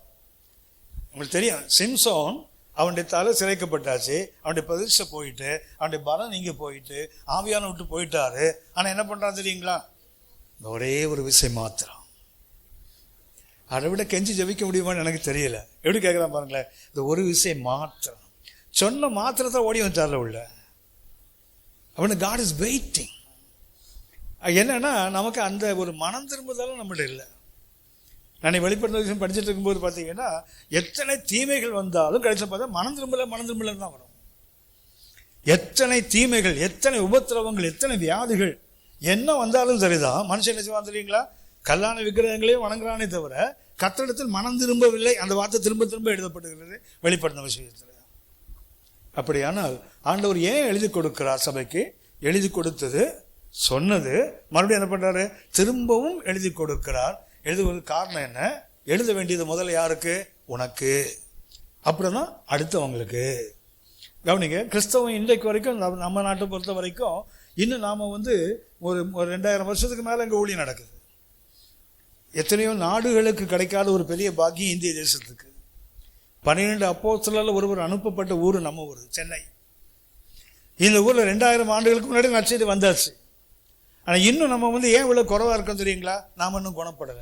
குணப்படாமலே அடுத்தவனை பலப்படுத்துக்கு சிறப்படுத்த போய் நிற்கிறோம். நாம் குணப்படாமலே என்ன பண்றோம் தெரியுங்களா?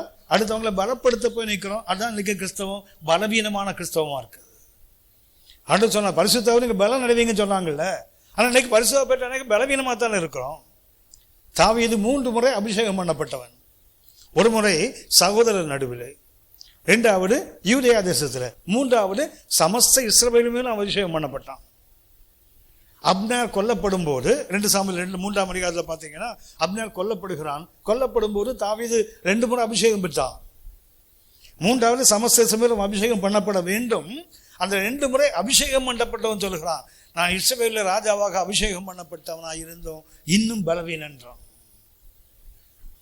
நான் இஸ்ரவேல் ராஜாவாக 2 முறை அபிஷேகம் பண்ணப்பட்டிருக்கிறார்.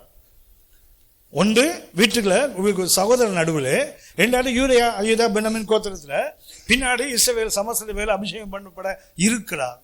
2 முறை அபிஷேகம் பண்ணப்பட்டவர் சொல்லுகிறார், நான் இஸ்ரவேல் ராஜாவாக அபிஷேகம் பண்ணப்பட்டவர் இருந்தும் இன்னும் பலவீனன்.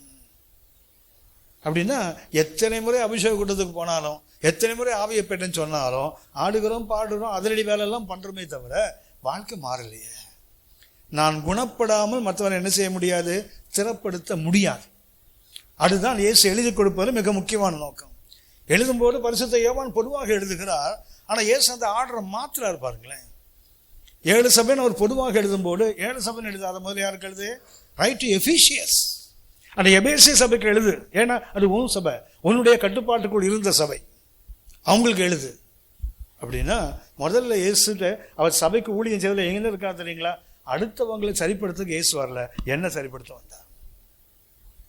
ஊழியம் செய்கிற என்னையும் ஊழியம் செய்கிற நம்மையும் சிறப்படுத்த வந்தார். அதுக்கப்புறம் தான் நம்ம சொல்ற மற்றவங்களை சிறப்படுத்துவார். நம்ம சொல்ல போனா நம் மூலமாகத்தான் அவர்களை கத்த சிறப்படுத்த முடியும். நாமே குணப்படாத போது பாட்டு பாடுறான், குணப்படு பாவி தேவ கோபம் வறுமை வீணை இப்போ குணப்படுன்னு பாடுறாங்களே தவிர பாட்டோடு நிற்குது. நான் எப்போதும் சொல்லுவேன், கிறிஸ்தவ உலகம் ராகம் போட்டு போய் சொல்ற கூட்டம். பாடுற எல்லா பாட்டும் பார்த்தீங்கன்னா ராகம் போட்டு ஒரு கிட்டார் ஒரு கீபோர்டு வச்சு பார்த்தீங்கன்னா அதுக்கு ஒரு மானிட்டர் வேற வச்சு பாடுவோம். பாடி என்ன பண்ணுவோம், ராகம் போட்டு போய் சொல்கிறோம் பாருங்களேன். வாழ்க்கை மாற்றப்படாவிட்டால் எழுதி கொடுத்த நோக்கம் என்ன தெரியுங்களா? இட் ஷுடின் பி சேஞ்ச், மாற்றப்படக்கூடாது. இன்னும் சொல்ல போனால் எழுதி கொடுத்ததுக்கு you must have faith on it, விசுவாசம் அதில் வரணும். சரி, விசுவாசம் வரல என்ன பண்ணுவார்? You will go to the other section, rhema. முதல்ல கிராமா, அப்புறம் என்ன பண்றாரு? ரேமா. ரேமாவே அவன் கேட்கலன்னா மறுபடியும் எங்க போறாரு? Again he goes to gramma. திரும்பவும் அங்க போகிறார் பாருங்களேன். அதுதான் கர்த்தர் சபைக்கு ஊழியம் செய்யறது மிக முக்கியமாக கவனிக்க வேண்டிய ஒன்று. இந்த ஃபர்ஸ்ட் ஸ்டெப். இரண்டாவதாக இந்த எபேசு சபையை பற்றி நாம் கவனிக்கலாம். நான் சொன்னேன் உங்களுக்கு, ஏன் அவனுக்கு முதல்ல எழுதப்பட்டது? எழுதுகிறவர் அந்த சபைக்கு பொறுப்பில் இருந்தவர், ஆகினது முதல்ல எழுதப்படுகிறது. எழுதப்படும் போது உங்களுக்கு தெரியும் 7 சபையை கர்த்தர் செலக்ட் பண்றாரு இல்லையா? எபேசு சபையில் என்ன பண்றாரு? 7 சபைகள். ஆனால் பார்த்தீங்கன்னா எழுதப்பட்டது ஏறக்குறைய கிபி 1ஆம் நூற்றாண்டு முடிவில். அது ஆண்டவர் இயேசு இறந்து ஏறக்குறைய 70 ஆண்டுகளுக்கு பின்னாடி தான் அது எழுதப்படுகிறது. அந்த புத்தகம் எழுதப்படும் போது உங்களுக்கு தெரியும், பரிசுத்த பவுலை கொண்டே கர்த்தர் 7 சபையை உருவாக்கிட்டார்ல. அதாவது கிபி 68 பரிசுத்த பவுல் சிரச்சேதம் பண்ணப்பட்டு கொல்லப்பட்டிருக்கார். கிபி 68. அந்த 68க்குள்ள பரிசுத்த பவுலை கொண்டே 7 சபைகள் உருவாக்கி இருக்குல்ல. ரோமர், கொரிந்தியர், அங்கேதான் இருக்கீங்களா? இருக்குல்ல.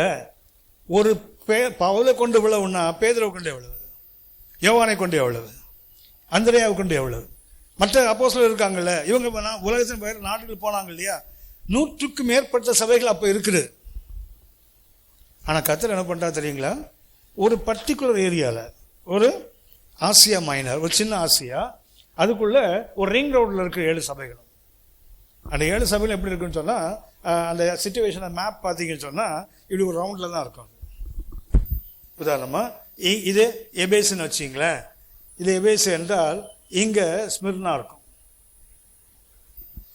இதுக்கப்புறம் இங்கே பெர்கமோஸ் இருக்கும், அப்புறம் இங்கே பார்த்தீங்கன்னா தியத்தீரா இருக்கும், அதுக்கப்புறம் இங்கே சர்தை சார்டிஸ், அதுக்கப்புறம் பார்த்தீங்கன்னா இங்கே பிலடெல்பியா, அதுக்கப்புறம் இங்கே லவோதிக்கேயா. பார்த்தீங்கன்னா இங்கே லெட்டரை கொடுத்தா இப்படி போய் இப்படி வந்துடும், மறுபடியும் இங்கே வந்துடும். It was in a circular road. அந்த 7 சபையில் தெரிந்து கொள்ள காரணம் என்ன தெரியுங்களா? இது ஒரு ஏரியாவில் ஒரே சாலை இணைக்கப்படுகின்ற ஒரு வசதி உள்ள ஒரு ஊர். ஆகையினால ஒருத்தருக்கு எழுதுனா என்ன ஆகும்? ஏன்னா சொன்னேன் உங்களுக்கு, 7 சபைக்கும் 7 லெட்டர் எழுதலை, 7 சபைக்கும் ஒரே லெட்டர். அப்படின்னு என்ன ஆகணும்? இங்கே படிச்சுட்டு இங்கே போகணும், இங்கே படிச்சுட்டு இங்கே போகணும். ஆக என்ன பண்ணுறாரு? For convenience. ஒன்று எதுக்கு? வசதிக்காக ஒரு இடத்தை தெரிந்து கொண்டால் ஒரு காரணம் என்ன? For convenience. ஒரு சபை 7 சபைகளை தெரிந்து கொண்ட ஒரு காரணம் ஒன்று என்ன? வசதி. ரெண்டாவதாக அந்த 7 சபை தெரிந்த ஒரு காரணம் கான்டெம்பரரி என்று சொல்வார்கள். இது கன்வீனியன்ஸ் பர்பஸ். ரெண்டாவது கான்டெம்பரரி. கான்டெம்பரரி என்றால் சமகால நோக்கம். இது வசதி. ஒரே கிட்ட கிட்ட இருக்குது. ஒரு லெட்டர் எழுதினால் எல்லா சபைகளுக்கும் ஈஸியாக போயிடும். ஒன்றை படித்து விட்டு அடுத்தது போயிடும். உங்களுக்கு தெரியும் நினைக்கிறேன், லவோதிக்கா சபைக்கு பரிசுத்த பவுல் லெட்டர் எழுதியிருக்காரா? லவோதிக்கா சபைக்கு பரிசுத்த பவுல் லெட்டர் எழுதியிருக்காரா? கொலோசியருக்கு எழுதுறாரு, நீ இந்த நிருபத்தை வாசிட்டு லவோதிக்கா சபைக்கு அனுப்பு. லவோதிக்கா எழுதியிருக்கேன், அந்த லெட்டர் இங்கே வரட்டும். காணாமல் போயிடுச்சு இல்லை நமக்கு. ஹலோ, கொலோசிய சபைக்கு எழுதும்போது என்ன சொல்றாரு? நான் லவோதிக்கா சபைக்கு எழுதியிருக்கிறேன், நீங்க படிச்சுட்டு அங்கே அனுப்புங்க, அங்கேருந்து இங்கே வரட்டும்ன்றாரு. ஆனால் நமக்கு பைபிள் வந்து சேரல. அப்போ என்ன ஆச்சு? நடுவில் இங்கே காணாமல் போயிடுச்சு இல்லை. ஆனால் தான் ஆண்டவர் பண்ணுறாரு, கன்வீனியண்ட்டாக இருக்கட்டும், கிட்ட இருந்தால் ஒழுங்காக போய் சேரும்ல லேட்டா. ஒன்று ஃபார் கன்வீனியன்ஸ், அடுத்தது என்ன, கான்டெம்பரரி பர்பஸ். அது சமகால நோக்கம்.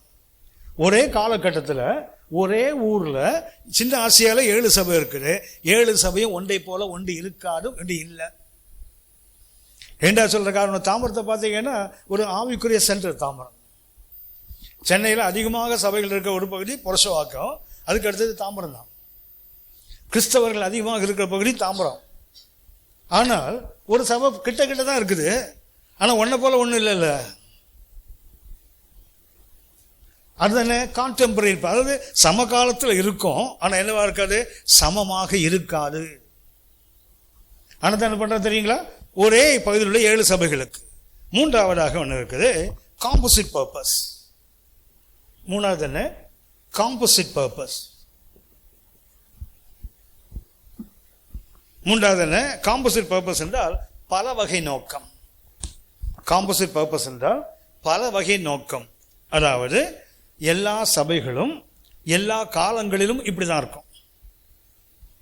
எல்லா சபைகளும் இது ஒரு குறிப்பிட்ட காலத்தில் உள்ள சபை, சமகாலம், கான்டெம்பரரி பர்பஸ். அடுத்தது என்ன, காம்போசிட் பர்பஸ் என்றால் ஆண்டவர் வருகையில், ஒரு இயேசு வந்ததிலிருந்து சொல்ல போனால் உயிர்த்தெழுதலிருந்து சபை ஆரம்பித்தது. எப்போ முடியும், ரகசிய வருகையில முடியும். இதுக்கு இடைப்பட்ட காலத்தில் எந்த நூற்றாண்டாக இருந்தாலும் சரிதான், எந்த ஊராக இருந்தாலும் சரிதான், சபை எப்படி தான் இருக்கும், இப்படி தான் இருக்கும். ஒரு பானை சொட்டுக்கு ஒரு சோறு பதங்கிறது போல என்ன பண்ணிட்டாரு, ஒரு பகுதியை எடுத்து இந்த பகுதியில் உள்ள சபைகள் எப்படி இருந்தது, இப்படித்தான் எல்லா காலங்களிலும் எல்லா சபைகளும் இப்படி தான் இருக்கும். அதான் காம்போசிட் பர்பஸ். நான்காவதாக ஏன் 7 சபையில் எடுத்துக்கொள்ளப்பட்டது, chronological purpose.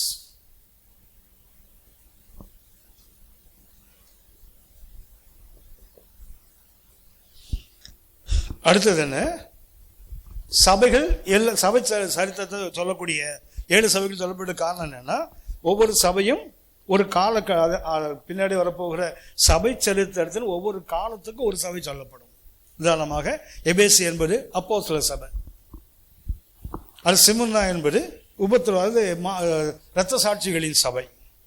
இப்படி பார்த்தீங்கன்னா அந்த கால வரிசைப்படின்னு சொல்லும்போது இதுக்கு அர்த்தம் என்ன சொன்னா, கிரானாலஜிக்கல் அர்த்தம் என்ன சொன்னா, சபை சரித்திரம் என்ன சொன்னேன் முதல்ல உங்களுக்கு, எப்போ இயேசு பரத்துக்கு ஏறினது மறுபடியும் திரும்பி வரப்போறாரு இல்லையா, வர வரைக்கும் என்ன ஆகும், சபைகள் இருக்கும். அந்த சபைகளுடைய வரலாற்று பிரிக்கிறாங்க இல்லையா, 7ஆக பிரித்து வச்சிருக்காங்க சபை. அதுக்குள்ள போனால் நிறைய நேரம் ஆகிடும். அதனால இருக்குது 7 சபைகள், 7 சபையினுடைய காலங்கள் 7. அந்த 7 காலத்துக்கு தான் 7 சபைகளை கர்த்தர் சொல்ல வைத்தார். இது ஒரு காரணம். கடைசியாக ஒன்று, கன்விக்ஷன் பர்பஸ். அடுத்தது என்ன, கன்விக்ஷன் என்றால் தனிப்பட்ட ஒருவனுக்கு ஒரு உணர்வை கொடுப்பதற்காக, தனிப்பட்ட ஒருவனுக்கு கன்விக்ஷன் பர்பஸ். 5 நோக்கங்கள் 7 சபையில். ஒன்று ஃபார் கன்வீனியன்ஸ், தொலையாம செய்தி எல்லா சபைகளுக்கும் போகணும்னா கிட்ட இருந்தால் ஈஸி. ஒன்று. ரெண்டாவது என்ன, கான்டெம்பரரி என்றால் சமகாலத்தில் தான் இருக்குது, ஒரே இடத்துல தான் இருக்கு, ஆனால் என்ன சபை என்னவா இருக்காது, ஒன்றாக இருக்காது. வேலை கவனிச்சீங்க, எல்லா சபைகளுக்கும் கர்த்தர் ஒரே மாதிரி வெளிப்படுவதில்லை. 7 சபைக்கு வெளிப்படுறா தெரியுங்களா. அந்த 7 சபையும் பார்த்தீங்கன்னா நம்ம கவனிப்போம். அதை பார்த்தீங்கன்னா ஒவ்வொரு சபைக்கும் ஒரு மாதிரி வெளிப்படுகிறார். ஒரு சபையை போல் இன்னொரு சபைக்கு தேவன் வெளிப்படுவதில்லை. நம்மளால் என்ன பண்ணோம் தெரியுங்களா, எங்கள் சபையில் தான் அங்கே பிரியாணியாக சாப்பிட்றோம், அங்கே பார்த்தீங்கன்னா ரசம் சாதமாக சாப்பிட்றோம். ஏண்டா சத்தியம் கேட்கறதுலையும் சாப்பாடு தானா, எனக்கு இந்த கிறிஸ்தவன் சாப்பிட்டே கெட்டு போனவன் யாருன்னா கிறிஸ்தவன் தான். சத்தியத்தை சொல்றது கூட என்ன பண்ணுவான் தெரியுங்களா, இவன் நிறைய நல்ல சத்தியம் உள்ள சபையில் இருந்தால் அதை ஒழுங்காக சொல்லி தொலையான். என்ன சொல்கிறான், நாங்கள் பிரியாணியாக சாப்பிட்றோம், நீங்கள் என்ன பண்ணுறீங்க, ரசம் சாதம் சாப்பிட்றாங்களே ஏதாவது. அதுக்கு மேலே அவனுக்கு கொடுத்தா அவனுக்கு வாந்தி வீதி ஆகிடுவான் அவன். ஆனால் தான் அவனுக்கு அவ்வளோ வச்சுருக்காரு. எல்லா சபைக்கும் ஒரே மாதிரி கர்த்தர் வெளிப்படுவதில்லை. அந்த இடத்துல என்ன தேவையோ அவனுக்கு என்ன தேவையோ அதை தான் கொடுப்பார். அதுதான் என்ன, கான்டெம்பரரி. ஒரே காலத்தில் இருக்குது, ஆனால் எல்லா சபையும் ஒரே மாதிரி இருக்காது. மூன்றாவதாக ஒன்று கவனித்தோம், அது என்ன, காம்போசிட் பர்பஸ். காம்போசிட் பர்பஸ் என்றால் எல்லா காலங்களிலும் எல்லா சபையும் இப்படி தான் இருக்கும். நான்காவது கிரானாலஜிக்கல் பர்பஸ். அதுக்கு அர்த்தம் என்ன, சபை சரித்திரத்தினுடைய பகுதிகளில் அப்படியே ஒவ்வொரு சபையிலும் இருக்கும். எந்த சபை சரித்திரத்தின் காலத்தை பார்த்தாலும் இது ஒவ்வொரு சபையினுடைய தன்மைகள் இருக்குது, இருந்திருக்குது. கடைசியாக என்ன, கன்விக்ஷன் பர்பஸ் என்றால் தனிப்பட்ட ஒரு மனிதனுக்கு என்ன வரணும், உணர்வு உண்டாகணும். ஏன்னா உங்களுக்கு தெரியும், இதில் ஆரம்பிக்கும் போதேன்னா முதல் எபேசு சபையின் தூதனுக்கு நீ அப்படிதான் ஆரம்பிப்பார். கடைசி எப்படி முடியும் தெரியுங்களா, ஆவியானவர் சபைகளுக்கு சொல்லுவதை இண்டிவிஜுவலுக்கு வராது பாருங்களேன். முதல்ல சொல்லுது as a church, சபையாக சொல்லுகிறார். முடியும் போது பார்த்தீங்கன்னா என்ன சொல்றாரு தெரியுங்களா, தனிப்பட்ட ஒருத்தனை பற்றி பேசுகிறார். அப்படின்னா இது என்ன, இஸ் அ கன்விக்ஷன் பர்பஸ். அப்படி ஒரு உணர்வுள்ள ஒரு ஆவிக்குரிய வாழ்க்கை வரணும்னு சொன்னால் ஒவ்வொரு தனிப்பட்ட விசுவாசியும் மாறினால்தான் ஆவிக்குரிய உலகத்தை எழுப்புதல் பார்க்க முடியும். எழுப்புதல் வானத்தை மொத்தமாக துப்புன்னு வந்து விழுந்துடாது. தனிப்பட்ட ஒவ்வொரு கர்த்தருடைய பிள்ளையின் வாழ்க்கையிலும் அந்த எழுப்புதல் வந்தாதான் அது தேசத்தின் எழுப்புதலாக மாறும். நான் எழுப்புதல் அடையாத வரைக்கும் இந்த தேசம் எழுப்புதல் அடையாது. ஆண்டவரே, சைனாவை சந்தியும் ரஷ்யாவை சந்தியும் இதெல்லாம் கொஞ்சம் நிறுத்திட்டு என்ன பண்ணுவோம், உங்களுக்கு என்ன சந்தி ஆண்டவரே? நாம் மறுமாக இருப்பதற்கு காரணம், நாம் இயேசு போல மாறாததுக்கு காரணம் பிசாசு இல்லை, நான் தான். பிசாசை குறை சொல்லிட்டு உட்காந்துருக்காருங்க. பிசாசை கிள்ளிட்டான், நொள்ளிட்டான், பல்பத்தை திருடிட்டான், இந்த கதையெல்லாம் கொஞ்சம் நிறுத்திட்டு நான் இன்னும் சரியாகலை, நான் சரியானாதான் அடுத்தவன் சரியாவான். நானே சரியாகலை, அப்புறம் அடுத்தவன் சரியாகலன்னு சொல்ல எனக்கு தகுதி இல்லையே. அப்படின்னா எழுதுகிறவர் ரெண்டாவது 7 சபைகளுக்கு பர்டிகுலர் எழுதுவதற்கு 5 காரணங்கள் சொல்லப்படுகிறது. சரியா? இதுக்கு அடுத்தது நாம் பார்ப்பது, இப்போ எபேசு சபையை எடுப்போம். எபேசு சபையில் 2ஆம் அதிகாரம் 1 முதல் 7 வசனங்கள் எபேசு சபைக்கு கர்த்தர் சொல்லுகின்ற, இன்னும் சொல்ல போனா God's ministry to the church at Ephesus. எபேசு பட்டணத்தில் இருந்த சபைக்கு கர்த்தர் செய்கிற ஊழியம்.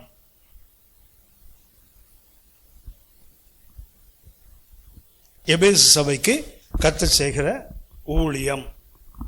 இதுல நம்ம இந்த 7 சபைகளையுமே நம்ம 5 கருத்துக்களாக நாம் இதை கவனிக்க போகிறோம். ஒவ்வொரு சபையிலையும் 5 பகுதிகளாக கவனிக்க போகிறோம். ஒன்று,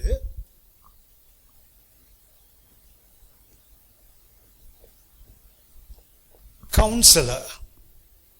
இயேசுவை எப்படி பார்க்கிறோம், ஆலோசனை சொல்லுகிறவர், கவுன்சிலர், ஆலோசகர்.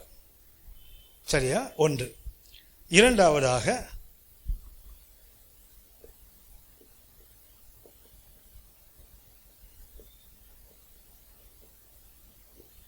கன்கிராச்சுலேட்டர்.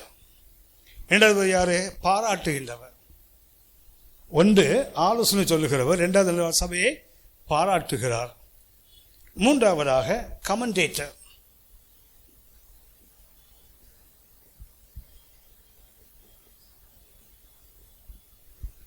மூன்றாவது ஏசியாரு கமெண்டேட்டர், சபையினுடைய குறை நிறைகளை கமெண்ட் பண்ணக்கூடியவர். நான்காவதாக கண்டம்னர்.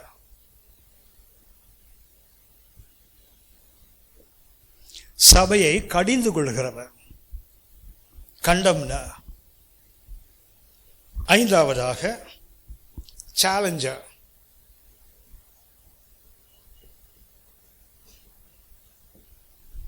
ஒவ்வொரு சபையிலையும் இந்த 5 தன்மைகள் நம்ம இயேசு எப்படி சபைக்கு ஊழியம் பண்ணுகிறார். ஒன்று என்ன, இவர் யாரு, ஆலோசனை கொடுக்கிறவர், ஆலோசகர். இரண்டாவது யாரு, பாராட்டுகிறவர். மூன்றாவது கமெண்டேட்டருக்கு தமிழ்ல என்ன சொல்லுங்க, வர்ணனையாளரா ஐயா? குறைகள். கமெண்டேட்டர்னா ரெண்டும், குறையும் நிறைய சொல்லக்கூடியதுதான். சரி, அப்படியே வச்சுக்கோங்க கமெண்டேட்டர். இவ்வளவு ஈஸியாக கிரிக்கெட் கமெண்டேட்டர்ஸ் ஞாபகம் தெரியுமா உங்களுக்கு? அவ்வளவுதான், அப்படியே வச்சுங்க. சரியா? அடுத்தது என்ன, கண்டிக்கிறவர், கண்டம்ன.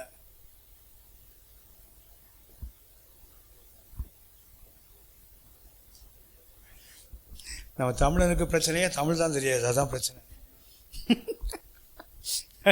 அடுத்தது என்ன, சேலஞ்சர், சவால் விடுகிறவர்னு சொல்ல போனா, நீ இப்படி இருந்தா உனக்கு இப்படி கொடுப்பேன்னு சொல்லக்கூடியவன்.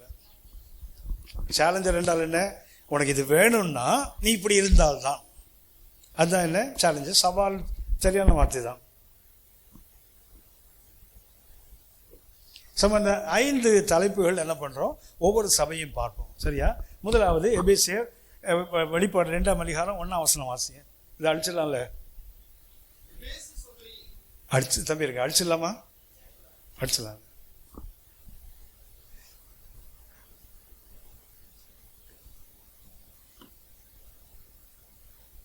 இயேசு சபைக்கு எப்படி ஊழியம் பண்றாருங்கிறதுக்கு சபைகளுக்கு பார்க்கும்போது முதல்ல என்ன பண்றாரு, அவர் ஆலோசனை சொல்லுகிறார். 2ஆம் அதிகாரம் 1ஆம் வசனம் வாசிங்க. நீ எழுத வேண்டியது என்னவெனில்,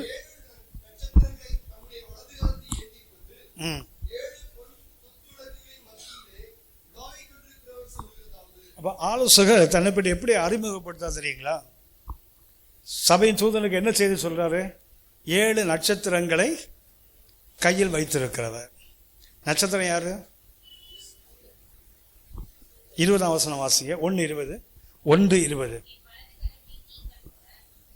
என் வலது கரத்தை நீ கண்ட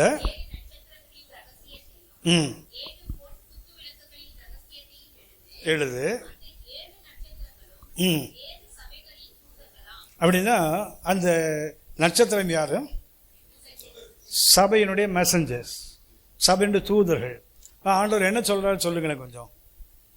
ஆண்டவர் என்ன கவுன்சில் பண்றாரு, சபைக்கு என்ன கவுன்சில் பண்றாரு சொல்லுங்களேன். கமான். 7 நட்சத்திரத்தை கையில் வச்சிருக்கேன்னு சொன்னார் இல்லையா? சபைக்கு என்ன ஆலோசனை சொல்றாரு சொல்லுங்களேன். நம்ம குழப்பமே தான். சபை ஊழியக்காரன் கையில் இல்லை, ஊழியக்காரன் கர்த்தர் கையில் இருக்கிறான். இன்றைய ஆவிக்குரிய உலகத்துக்கு கேடு என்ன தெரியுங்களா? ஊழியக்காரன் கையில் தான் சபை மாட்டில் திணறது, திண்டாடுது. சபைகளை விட்டு நிறைய பேர் பின்மாற்றத்தில் ஓடுறான் தெரியுங்களா? கர்த்தரோடு உள்ள பிரச்சனை இல்லை, ஊழியக்காரன் உள்ள பிரச்சனை தான் ஓடுறான் வெளியே. சபை விட்டு ஓடுறவங்களை கேட்டு பாருங்க, கர்த்தர் யாருக்கும் கோபம் இல்லை. யார்கிட்ட தெரியுங்களா? அந்த சபை யார் பொறுப்பில் கர்த்தர் கொடுத்துருக்காரோ அவனுக்கு இவனுக்கு தான் மிஸ் அண்டர்ஸ்டாண்டிங். ஏன் தெரியுங்களா? இன்னைக்கு என்ன நினைக்கிறாங்க தெரியுங்களா? ஊழியம் வந்துட்டா, ஊழியர் ஆகிட்டா என்ன அர்த்தம்? நான் தான், என் கையில தான் சபை இருக்கு, நீ ஏன் அவர் கையில தான் இருக்கிற. ஒரு என்ன ஆலோசனை, ஐ ஆம் த அப்ஹோல்டர், நான் தான் யார், உன்னை தாங்குகிறவன் நான் தான், நீ என்ன தாங்கல. கர்த்தரை எந்த ஊழியக்காரனும் தாங்கல, எந்த சபையும் கர்த்தரை தாங்கல. எதான் தாங்குது? கர்த்தர் தான் சபையை தாங்குகிறார், கர்த்தர் தான் சபையின் ஊழியக்காரனை தாங்குகிறார். இதைத்தான் அந்த ஊழியத்தை எப்படி செய்வேன்னு தெரியல. ஆலோசனை கர்த்தரா மாறா தெரியுங்களா? அந்த கவுன்சில் என்ன கவுன்சில் கவனிச்சுக்கோ. என் கையில் என்ன இருக்குது? 7 நட்சத்திரங்கள். இவங்க யாரு? 7 சபையின் தூதர்கள். ஆனா இன்னைக்கு யோசிச்சு பாருங்க, சபை எங்க இருக்குது? கமிட்டி கையில் இருக்குது. சபை இன்னைக்கு யார் கையில் இருக்குது? ரவுடிசம் பண்ணக்கூடிய, அடாவடி பண்றவங்க கையில் இருக்குது சபை. அதான இன்றைய உண்மை. ஆனாதான் கர்த்தர் வருத்தத்தோடு சொல்லுகின்றவன். கவுன்சில் என்ன கவுன்சில்? இன்றைக்கு சபை யார் கையில் இருக்குது அதான் முக்கியம். கர்த்தருடைய ஆலோசனை என்ன? நான் உன் கையில நான் இல்லை இன்னும் சொல்றாங்கல்ல, நம்ம புண்ணியத்தில் இயேசுவாக பிழைக்கல, அவர் புண்ணியத்தில் தான் நாம பிழைச்சிட்டு இருக்கிறோம். நம்ம புண்ணியத்தில் இயேசு பிழைக்கவில்லை, அவருடைய இரக்கத்தினால நம்ம வாழ்ந்து கொண்டிருக்கிறோம், அவ்வளவுதான். அப்படின்னா கர்த்தர் கொடுக்க ஆலோசனை என்ன? ஊழியக்காரன் அல்ல, ஊழியக்காரனை தாங்குகிற கர்த்தர். அதான் சபைக்கு முக்கியம்.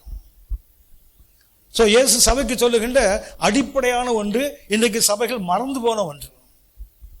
என்ன நினைக்கிறாங்க?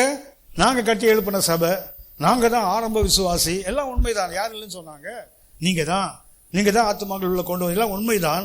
ஆனா நீங்க சபையை தாங்கிட்டுல, உங்களையும் சேர்த்து கர்த்தர் தான் தாங்குகிறார். வீடு கட்டுறாங்கல்ல, கட்டும்போது ஃபவுண்டேஷன் தோன்றாங்கல்ல, 5 அடி 6 அடி பைல் ஃபவுண்டேஷன்லாம் போட்டு அடி கீழே அவரே போறாங்கல்ல. முடிஞ்சா பூமியோட மையப்பகுதி வரைக்கும் போயிடுவான் போல, அவ்வளவு ஃபவுண்டேஷன் போடுறான், பைப் அடிக்கிறாங்கல்ல. என்ன நினைப்பு உங்களுக்கு? வீடு எதுல நிக்குது? அஸ்திபாரத்தை நிக்குதானே.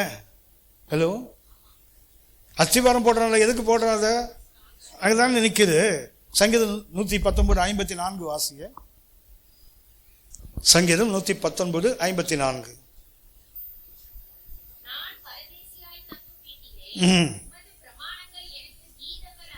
என்ன வீடு இது? பரதேசி தங்குற வீடு.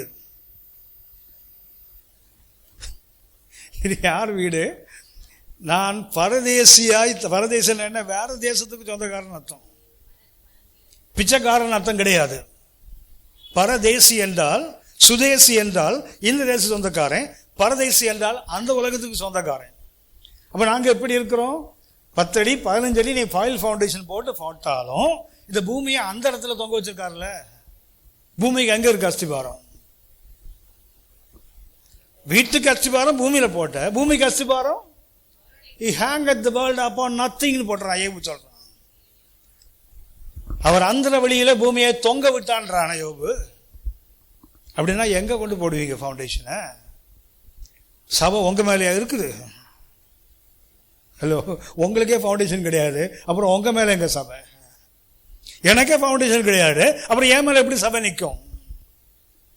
He is the upholder of the church. அதான் that's the chief and the foremost counsel of God to the church is, நீ என்ன தாங்கல, நான் தான் உன்னை தாங்கிட்டு இருக்கிறேன். சங்கீதம் 51:12 வாசிங்க. உமது ரட்சணத்தின் சந்தோஷத்தை திரும்பவும் எனக்கு தந்து, அது uphold, உற்சாகமான ஆவி என்ன தாங்கினாதான் நான் உருப்படியான விசுவாச வாழ்க்கை வாழ முடியும். கர்த்தர் தம்முடைய ஆவியினால் என்னை தாங்காவிட்டால், 51:10 வாசித்து பாருங்க. சுத்த இருதயத்தை என்னில் சிருஷ்டியும், நிலைவரமான ஆவியை என்னில. அப்போ there needs a renewal of the spirit. ஆவியில் என்ன வேண்டும்? ஒரு புதுப்பித்தல் வேண்டும். அதுக்கப்புறம் God can uphold any believer with his spirit. கர்த்தருடைய ஆவியில்னா யார் நிற்க முடியும்? கர்த்தருடைய ஆவியில யார் நிலைத்து நிற்க முடியும்? அதனால சபைகள் அல்ல கர்த்தரை தாங்குவது, கர்த்தர் தான் சபையை தாங்குறார். அவரோட தெளிவா சொல்றாரு பாருங்களேன். 7 நட்சத்திரங்களை கையில் வைத்துக்கொண்டு 7 பொன் குத்து விளக்கு நிலை உலாவுக. அப்படின்னா அர்த்தம் என்ன? சபையின் மையம் இயேசு. சபையின் அஸ்திபாரம் மாத்திரமல்ல, centre of the church is Christ himself. இயேசு தான் சபையின் மையம். அன்னைக்கு இயேசு இல்லையே, இயேசு புறம்பே தள்ளப்படுறாரு. யார் யாரோ சபைக்கு நீ மையமா இருக்காங்களே, ஊழியர்கள், ஊழியர் உதவியர்கள், இல்லை ஊழியர்களுடைய உறவினர்கள், இல்லை ஊழியர்களுடைய குடும்பம், அதுதான் இன்னைக்கு மையமா இருக்குது. அப்படியானால் ஆண்டவர் முதல்ல சபைக்கு சில ஊழியம் என்ன தெரியுங்களா? You must have a better understanding about the church. உங்களுக்கு ஞாபகம் இருக்கும், சபைக்கு கிரேக்க வார்த்தை ஞாபகம் இருக்கா? எக்லீஷியா. சபைக்கு என்ன? எக்லீஷியா.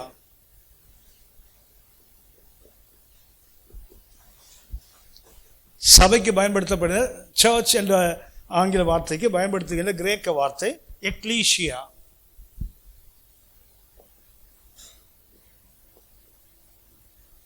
எக்லீஷியா. எக்லீஷியா என்ற எக் காலியோ, 2 கிரேக்க வார்த்தை. எக்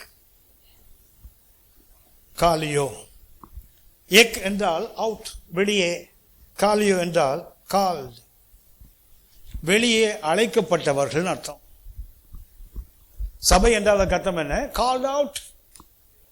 அப்போஸ்தலர் 7:38 வாசிங்க. Acts of the Apostles chapter 7 and verse 38. அப்போஸ்தலர் 7:38. தூதனோடும் நம்முடைய பிதாக்களோடும் கூட வனாந்தரத்திலே சபைக்குள் இருந்தவரும், மோசேயை பற்றி சொல்லுகிறார். அங்கே அந்த சபை என்ற வார்த்தை சொல்லப்படுது. அங்கே இருக்கிற வார்த்தை எக்லீஷியா. எக்லீஷியா அர்த்தம் என்ன? எகிப்தில் ஒரு கூட்டம் இருந்தது, நூற்றுக்கணக்கான ஆண்டுகள் அங்கே அடிமையா இருக்கிறாங்க. அப்போ அவங்களுக்கு பேர் ஸ்லேவ்ஸ். அப்போ அவங்களுக்கு பேர் என்ன பேரு? இதே கூட்டம் தான் எகிப்தில் இருந்தாங்க. அவங்க யாரு? அடிமைகள். ஆனா என்னைக்கு பஸ்காட்ல மீட்கப்பட்டு வெளியே வந்தானோ அன்றைக்கு அவன் ஆராதிக்கிறவனா மாறிட்டான், ஆண்டவருடைய சுதந்திரமாக மாறிட்டான்ல. அப்படின்னா வாட் மேக்ஸ் த டிஃபரன்ஸ்? உள்ள இருந்தா அடிமை, வெளியே அழைக்கப்பட்டால் அவன் ஆராதிக்கிறான். அவ்வளவுதான் வித்தியாசம். பட் சர்ச் அதுக்கு அர்த்தம் என்ன? Called out. அடிமைகளாக இருந்தா இப்ப என்ன ஆயிட்டான்? வெளியே அழைக்கப்பட்டான். இப்ப என்ன ஆயிட்டான்? வனாந்தரத்தை வந்துட்டான், வெளியே அழைக்கப்பட்டிருக்கிறான். அவனுடைய வாழ்க்கையை மாறி போகுது இல்ல. இந்த எக்லீஷியா என்பது புதிய ஏற்பாட்டில் எத்தனை முறை இருக்கு? 114 114 முறை இந்த எக்லீஷியா என்ற வார்த்தை பைபிள்ல இருக்கு. 114, 114 முறை எக்லீஷியா என்ற வார்த்தை. இதுல இந்த எக்லீஷியா என்ற வார்த்தைக்கு லிட்டரல் அர்த்தம் வந்து கிரேக்க மொழியில் பார்த்தீங்கன்னா கேதரிங், கூட்டி சேர்க்கப்படுதல், அவ்வளவுதான். சபை என்று பயன்படுத்த கிரேக்க வார்த்தைக்கு அர்த்தம் என்ன? கேதரிங். ஏன்னா புதிய பாட்டில் 5 முறை தப்பான கூட்டத்துக்கும் எக்லீஷியா தான் பேர் போட்டிருக்கு. தப்பான கூட்டத்துக்கும் என்ன பேர் தான்? அதாவது வெளியே அழைக்கப்பட்டு கர்த்தரை ஆராதிக்கிற கூட்டத்துக்கும் எக்லீஷியா தான். ஆனா மற்ற 114 5 போனா இது எவ்வளவுதான் இருக்குது? 109 முறை தான் சபைக்கு சொல்லப்பட்டிருக்கு. மீதி 5 யாருக்கு தெரியுங்களா? அக்கிரமம் பண்றவனுக்கும். அப்படின்னா ஒரு கூட்டமாக கூடினால் நோக்கம் எப்படி இருக்குது அதன் அப்படி தான் வித்தியாசமே தவிர கூட்டத்தில் வித்தியாசம் இல்லை. கூட்டத்தை பற்றி கணக்கு இல்லை. இன்னைக்கு நாம் சபை என்றால் என்ன சொல்றோம்? கூட்டம் நிறைய வந்துட்டா அது பெரிய சபை, கூட்டம் குறைவா வந்தா அது சபையா அதெல்லாம் அப்படி சொல்றான்ல. ஒருத்தர் சொல்றாரு பொட்டி கடை சபைன்றான். ஒருத்தன் என்ன பொட்டி கடை சபைன்னு கேட்டா, இல்லையா அந்த ஆள் பொட்டி கடை சபைக்கு போறேன். ஒரு கார்பெண்டர் சொல்றான், பேச ஒரு நாள் சொல்றாரு, ஐயா அந்த ஆள் பொட்டி கடை சபைக்கு போறேன். பொட்டி கடை சபையா? சபையில் என்னையா பொட்டி கடை? அதாயா ஒரு 50 ஓலையும் 100 செங்கல் வச்சு கட்டிருக்காங்க, அது பொட்டி கடை சபையா? பெரிய கோபுரம் வச்சு பெரிய பெல் டவர்ல இருக்குல்ல, அதுதான் சபையா?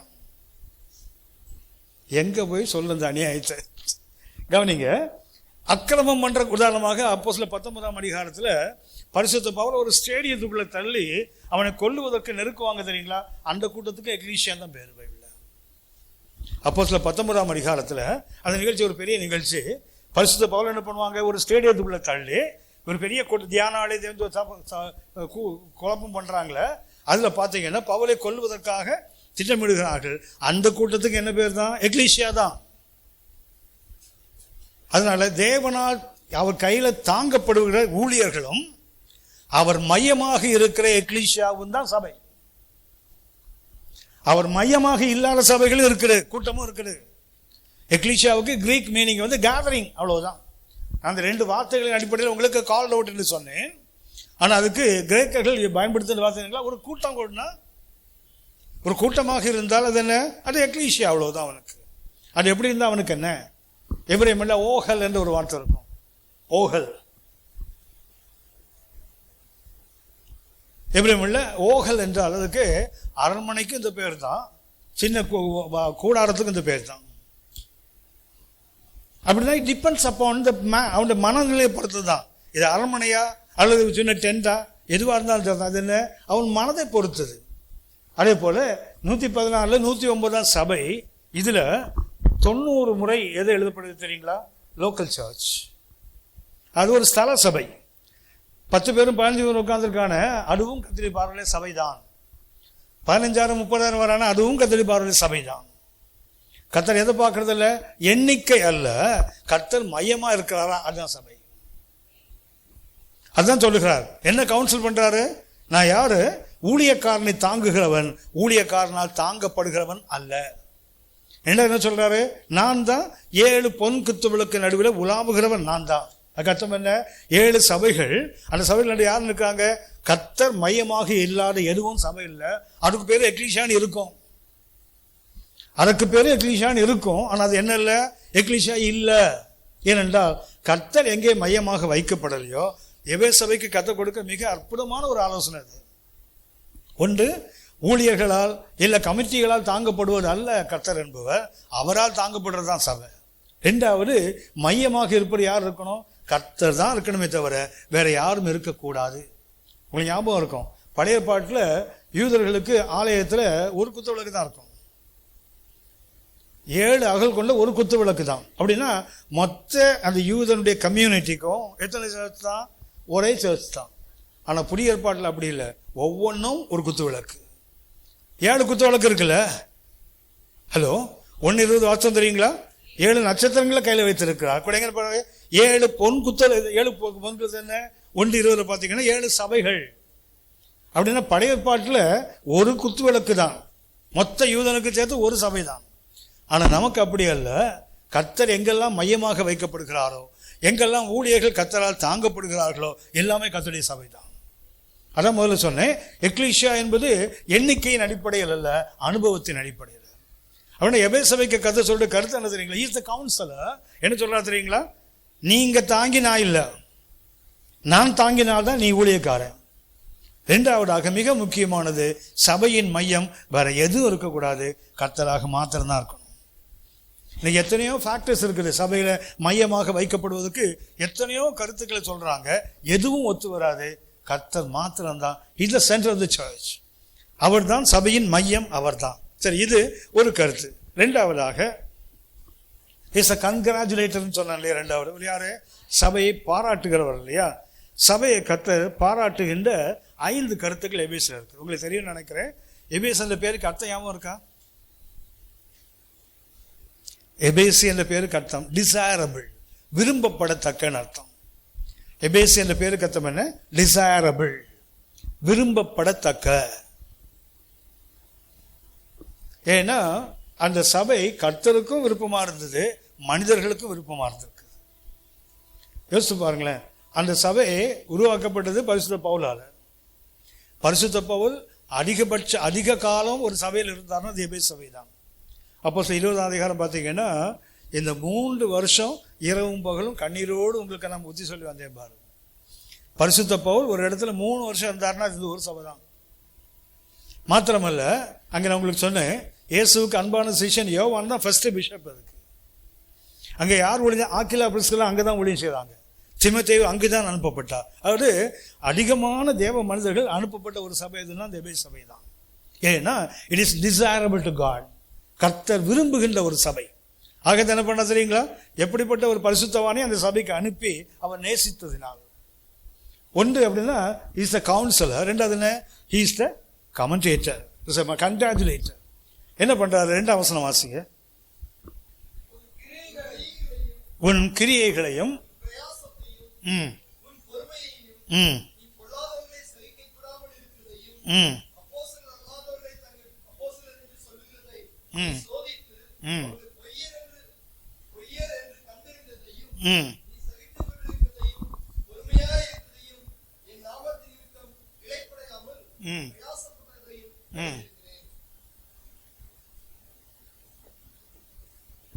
இரண்டாவது கர்த்தர் என்ன பண்றாரு? அவனை பாராட்டுகிறார். என்ன பாராட்டுகிறார்? 1 2ஆம் வசனம். அந்த 2ஆம் வசனம் என்ன வாசிக்கிறோம்? முதல்ல அவனுடைய அன்டயரிங் மினிஸ்ட்ரி, சோர்வற்ற ஊழியம். 3ஆம் வசனம் வாசிங்க. 3ஆம் வசனம்.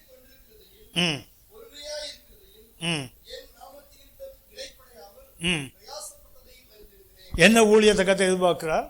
சோர்வற்ற ஒரு ஊழியம். இன்னைக்கு ஊழியம் செய்யறது நிறைய பேர் சோர்ந்து போயிடுறாங்க. ஊழியம் செய்ய நிறைய பேர் இன்னைக்கு பலனற்று போயிடுறாங்க. ஆனால் கர்த்தர் சபையில் எதை பாராட்டுறா தெரியுங்களா? அவருடைய அந்த கங்க்ராச்சுலேட் பண்ணது முக்கியமானது என்ன? ஒன்று என்ன ஊழியம் இது? சோர்வடையாத ஒரு ஊழியம். திரும்ப வாசிக்கிறது 3ஆம் வசனம். நீ சகித்து கொண்டிருக்கிறதையும் பொறுமையா இருக்கிறதையும். அப்படின்னா காட் நோஸ், கர்த்தருக்கு தெரியும். என்ன தெரியுமா? இவன் யாரு? அன்டயரிங் மினிஸ்ட்ரி. வழக்கமாக நமக்கு பார்த்தீங்கன்னா ஞாயிற்றுக்கிழமை ஒரு நாள் தான் ஊழியக்காரர் நிறைய பேர் இருக்காங்க. ஞாயிற்றுக்கிழமை மாத்திரம் ஊழியக்காரர், மற்ற நாள்லாம் அட்டூழியக்காரர். ஒரு நாள் தான் ஞாயிற்றுக்கிழமை, ஒரு நாள் தான் அடுக்கு கர்த்தர் அழைக்கலை. நான் எப்போதுமே சொல்லுவேன், பார்ட் டைம் பிலீவர் என்றைக்குமே கிடையாது. அது பார்ட் டைம் பிலீவர் இருக்குதா? இல்லை. அதுபோல் பார்ட் டைம் ஊழியக்காரனும் கிடையாது. ஊழியம் செய்தால், நான் இப்போ சொல்லேன், பார்ட் டைமும் கிடையாது, ஃபுல் டைம் கிடையாது, ஆல் டைம். எல்லா நேரமும் யார் தான்? ஊழியக்காரனாகத்தான் இருக்க வேண்டும். ஒரு முறை ஒரு சின்ன துணுக்கு ஒன்று படித்தேன். அது எனக்கு சேலஞ்சிங்காக இருந்தது. ஒரு ரயில்வே ஸ்டேஷனில் ஸ்டேஷன் மாஸ்டர் இருக்கார் இல்லையா? ஒயிட் கோட்லாம் போட்டு பெரிய ஹேட்லாம் வச்சுருப்பார் தெரியுங்களா? அவருக்கு அன்னைக்கு அந்த கோட் பட்டனில் ஒரு ரோஸ் ஒன்று குத்தி இருக்குது அவருக்கு. அவர் அந்த பச்சை கொடியெல்லாம் வச்சு நிற்கிறாரு. ட்ரெயின் நின்றுது. இறங்க என்ன பண்ணான்னா, அதில் ஒரு நல்ல குடிகாரன் தண்ணீரை இறங்கி கீழே இறங்குறான். பிளாட்ஃபார்ம் நடக்க முடியாமல் போகிறான். உடனே இவர் பார்த்துனாரு. இன்னையா பார்க்குற? என்ன பண்ணா தெரியுங்களா? வாங்கி ஒரு அறை விட்டான் அவருக்கு.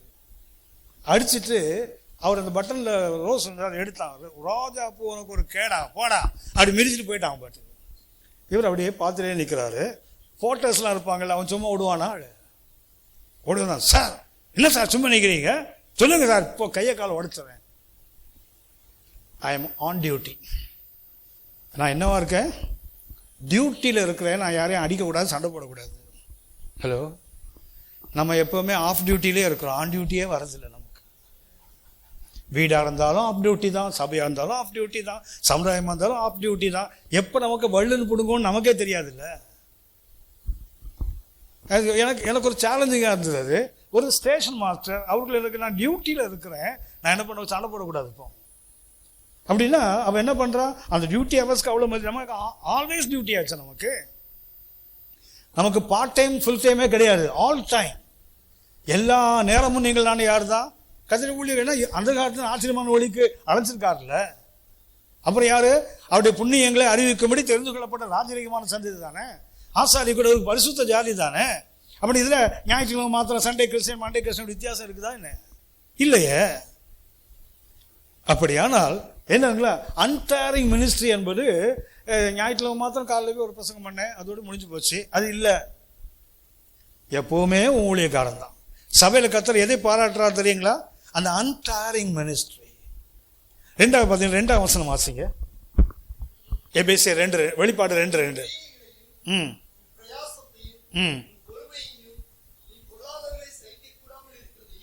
அடுத்தது அவன்கிட்ட என்ன இருக்குது? டாலரன்ஸ், சகிப்புத்தன்மை. கர்த்தர் சபையில் எதிர்பார்க்கிறார் டாலரன்ஸ், சகிப்புத்தன்மை. 2ஆம் வசனத்தை திரும்ப வாசிங்க தம்பி. 2ஆம் வசனம். உன் கிரியைகளையும் பிரயாசத்தையும். அவனுக்கு என்ன முடியாது? சகிக்க முடியாத ஒரு நிலையும் இருக்கு அவனுக்கு. 2ஆம் வசனம் யாரு? சகிக்க கூடாதவன். 3ஆம் வசனம் வாசிங்க. அதாவது 2ஆம் வசனத்தை சகிக்க கூடாதவன், 3ஆம் வசனத்தில் சகித்து கொண்டு இருக்கிறவன். வெளிப்பாடு 2ஆம் அதிகாரம் 2ஆம் வசனம் என்ன? நீ பொல்லாதவர்களை சகிக்காம இருக்கிற. அடுத்தது என்ன? நீ சகித்து கொண்டு இருக்கிற. அப்படின்னு என்ன வேணும்? there must be an equilibrium, ஒரு சமநிலை. என்ன நிலை?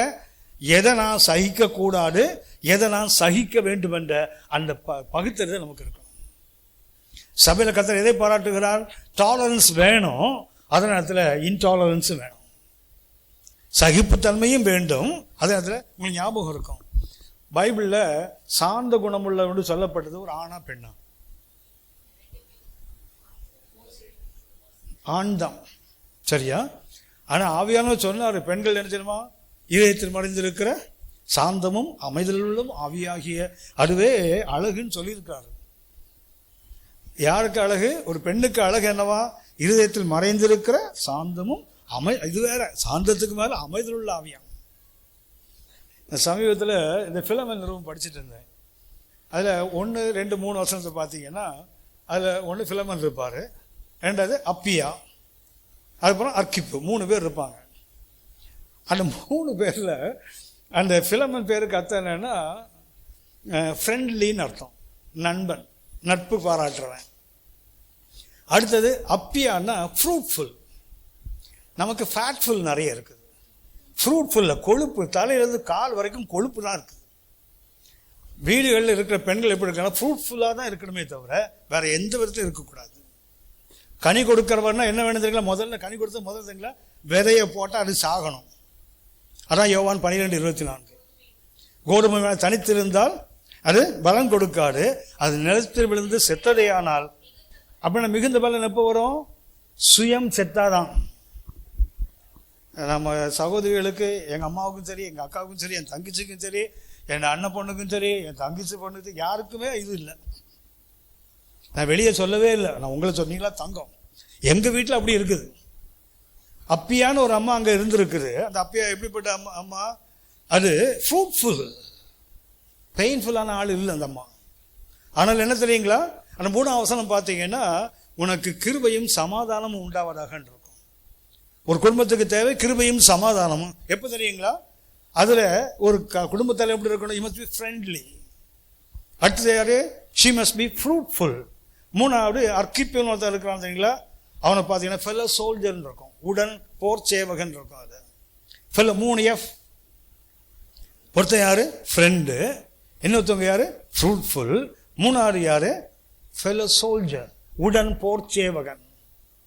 3 பேர் அந்த வீட்டில் இருந்தா அப்படியே அந்த வீட்டில் கிருபையும் சமாதானம் வராது? 3 இல்லைன்னா அப்புறம் எப்படி கிருபையும் சமாதானம் வரும்? அப்படியான என்ன டாலரன்ஸ் மிக முக்கியமானது. வசனம் சொல்றது 1 பேதுரு 3ஆம் அதிகாரம் 3-4 வசனத்தை பார்த்தீங்கன்னா, ஒரு பெண்ணுக்கு இருக்க வேண்டிய அலங்காரத்தில் என்ன? சாந்தமும் அமைதலும் உள்ள ஆவி. ஆனா கர்த்தர் தேடி பார்க்கிறாரு, ஒரு பெண்ணை கூட கிடைக்கல. அது ஞாபகம் இருக்கும். நீதிமொழிகள் 31ஆம் அதிகாரம் 10 முதல் 27 வரைக்கும் பார்த்தீங்கன்னா, குணசாலியான பெண். அந்த குணசாலியான பெண்ணுக்கு 34 வர்ச்சுவஸ் கேரக்டர். நீதிமொழிகள் 31 10 27 வரைக்கும் அந்த பெண் வாழ்க்கையில 34 வர்ச்சுஸ், 34 உயர்ந்த குணங்கள். ஆனால் ஒண்ணு கூட சாந்த குணம் உள்ளவன் போடல. கர்த்தர் தேடுறாரு கிடைக்கல. கடைசி யார் கிடைச்சான்? ஒரு ஆம்பளை கிடைச்சான் பாருங்களேன், மோசே. அந்த மோசே யாரு? டேன்னு ஆளை வெட்டி மண்ணுக்குள்ள புடைக்கிறவன். அவனுக்கு கருத்து சொல்லாரு, இவனை போல சாந்த குணமுள்ள ஒருத்தனும் இல்லை. காரணம் என்ன தெரியுங்களா? He had the tolerance. என்ன? equilibrium in tolerance. அவனுக்கு என்ன இருக்குது யோசிச்சு பாருங்க. மோசேக்குள்ள ஒரு எகிப்தியன் இருக்கிறான், ஒரு யூதன் இருக்கிறான். ஆமாவா இல்லையா? ஹலோ. ஒரு மோசே பிறப்பினால் ஒரு எபிரேயன். ஆனா அவன் எப்படி இருக்கிறான்? தோட்டத்தில் எகிப்தியனா இருந்தானா? இந்த 2 பேருக்கும் அப்பப்போ சண்டை வரும். அதுதான் பைபிளில் போட்டுக்க. 2ஆம் அதிகாரத்தில் ஒரு எபிரேயனும் ஒரு யூதனும் ஒரு எகிப்தியன் சண்டை போட்டான்னு போட்டு தெரியுங்களா? அது எக்ஸ்டர்னல். இன்டர்னலை பார்த்தீங்கன்னா மோசைக்குள்ள 2 பேர் இருக்கிறான். ஒருத்தன் யாரு? ஒரு எகிப்தியன். இன்னொருத்தன் யாரு? ஒரு யூதன். சண்டை வந்துகிட்டே தான் இருக்கும் எப்பவுமே. ஆனால் அதற்கு மகிமை, மோசை என்ன பண்ணா? எகிப்தியனை கொண்டான். ஹலோ. அடுத்த நாள் யூதனுக்கு சண்டை வந்து பாருங்களேன், தோத்து ஓடுறான் பாருங்களேன். ஹலோ. நம்ம கதையே இதுதான். அடுத்தவனை வெட்டி சாக்கிறதுல ரொம்ப கவனமா இருப்போம். ஆனா நம்ம வெட்டி சாக்கிறதுக்கு நாதி இல்லை. அதுதான் டாலரன்ஸ். அப்படின்னா சகிக்க வேண்டியவனை சகிக்கணும், சகிக்க கூடாதவனை சகிக்க கூடாது. அதைத்தான் கர்த்தர் எபேசு சபையில பாராட்டுகிறார். நம்மளுக்கு எக்விலிபிரியம் ஆஃப் டாலரன்ஸ். யாரை சகிக்கணும்? சகித்து கொண்டு இருக்கிறது. யாரை சகிக்க கூடாது? அப்போஸ்தலர் 2 தங்களை சொல்லி ஊரை ஏமாத்துறானுங்களே, அவனை என்ன பண்ணக்கூடாது? சகிக்க கூடாது. அது கர்த்தருடைய வார்த்தை. அப்படின்னா எதை கர்த்தர் பாராட்டுகிறான்? டாலரன்ஸ். சரி, நாம் ஜெபிப்போம். வரி தாமதித்தால் அடுத்த முறை வரும்போது பார்ப்போம்.